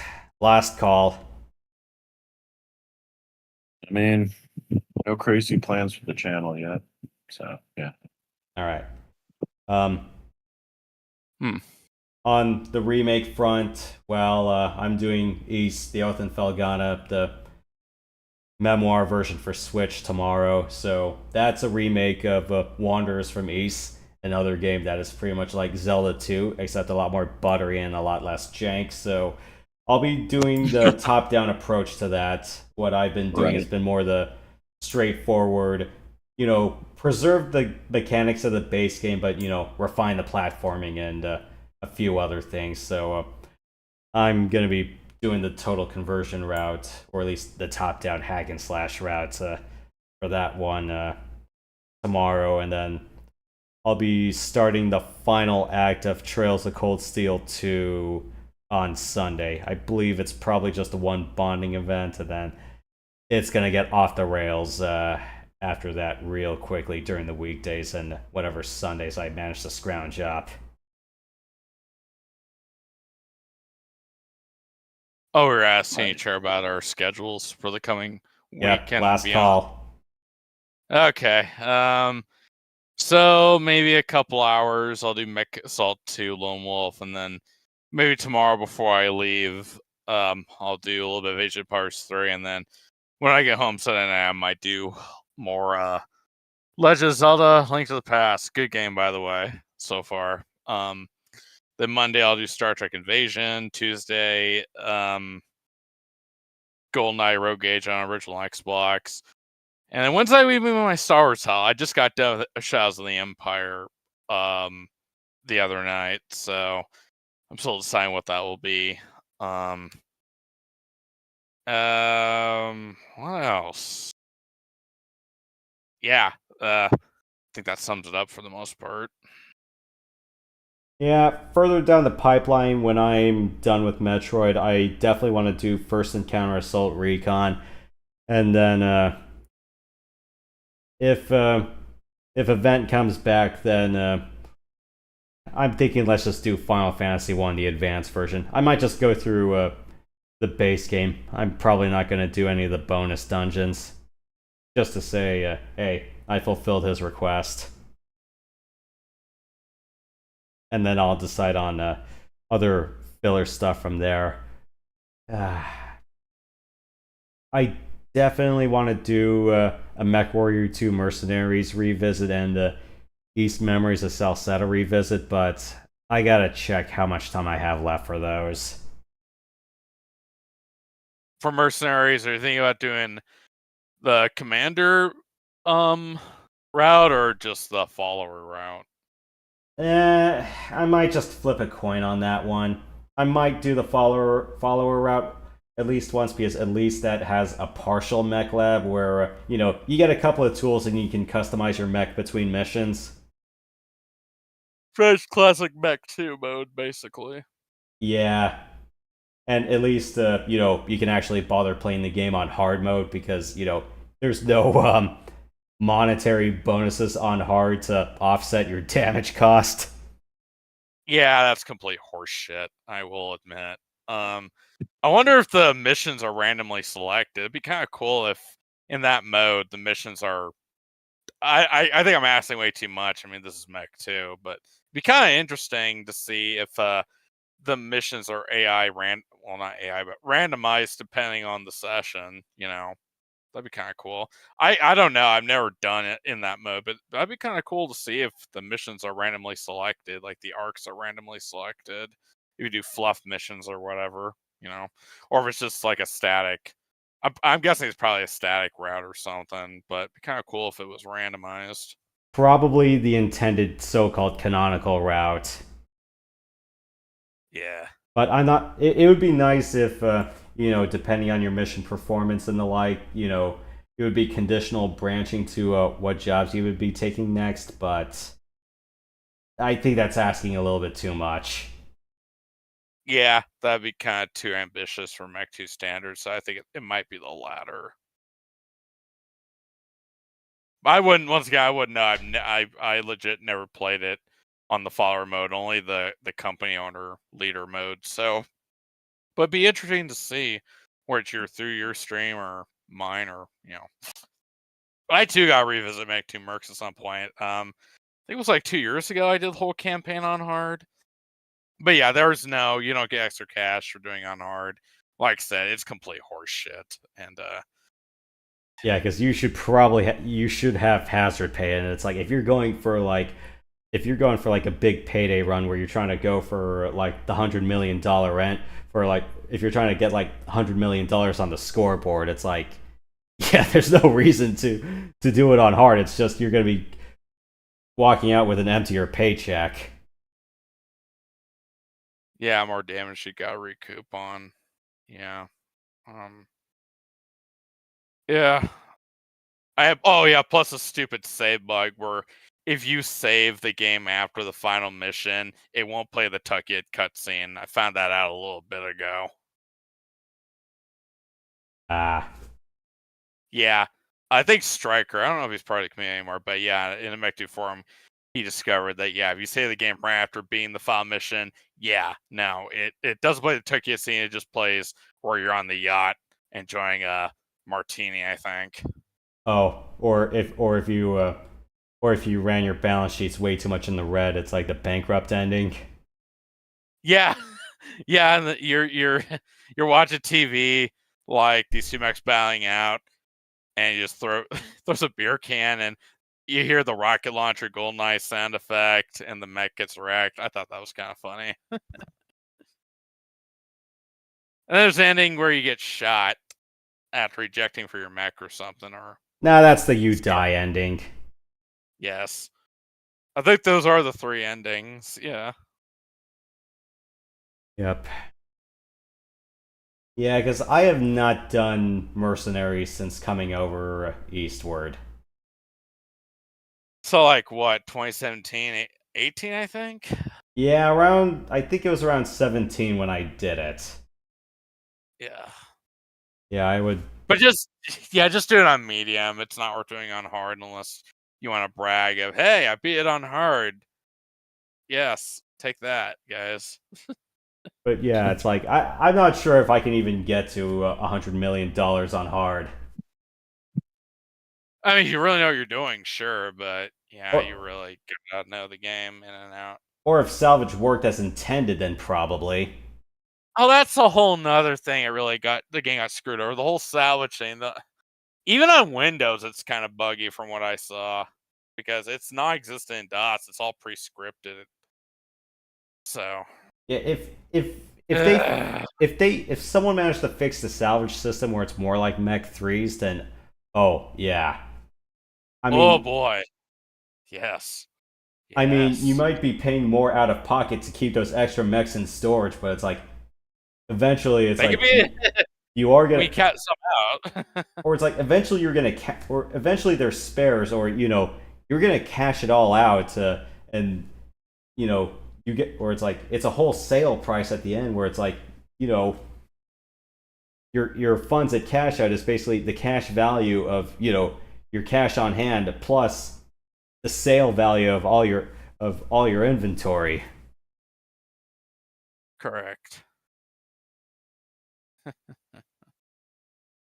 Micro 2 Mercenaries really got screwed over. It could have been better than the first 2 games, but nope, they had to rush it out. Yeah, were they trying to meet like a Christmas deadline or something? I think it came out in like September '96 or something. So I guess they really want to get it out before then, or man, I don't know. Maybe if they just gave in until like the middle of 1997, maybe it could have been a lot better. But oh well, we got what we got. I mean, it still turned out to be a decent game overall, but it's just like it could have been even greater if they had just took the time to work some stuff out. Well, at least it wasn't a big offender like Star Wars: The Force Unleashed 2, so at least it wasn't that. So, I mean, it could have been worse, but still, it could have been better. But anyway. All right, well, that's fair. Well, I am BEAT beat. Understandable.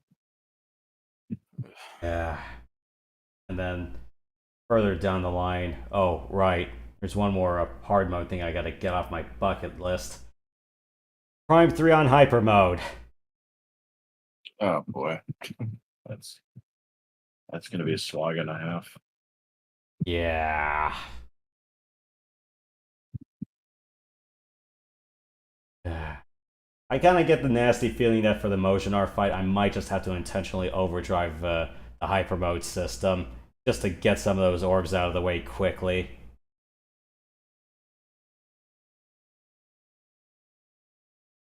Yeah, but that's something I'll worry about down the pipeline. I really need to keep a list of stuff I need to do in terms of the streaming backlog that I want to tackle. But yep, next week for Metroid, we'll do Super Infusion. But yeah, caveat: I'm not gonna hundo both of them. Maybe just a casual front to back, or maybe just 80% and be done with it. But yep, that's all I have for now. But thank you guys for coming by, and the rest of you, thanks for watching. We'll see you guys next time. But in the meantime, stay sweet, stay sensational, don't be salty, stay cool out there, and we will see you guys later. Have a good one, everybody. Keep it real. Bye. And don't let keeping it real go wrong. It'll hit you in the ass on the way out if you don't.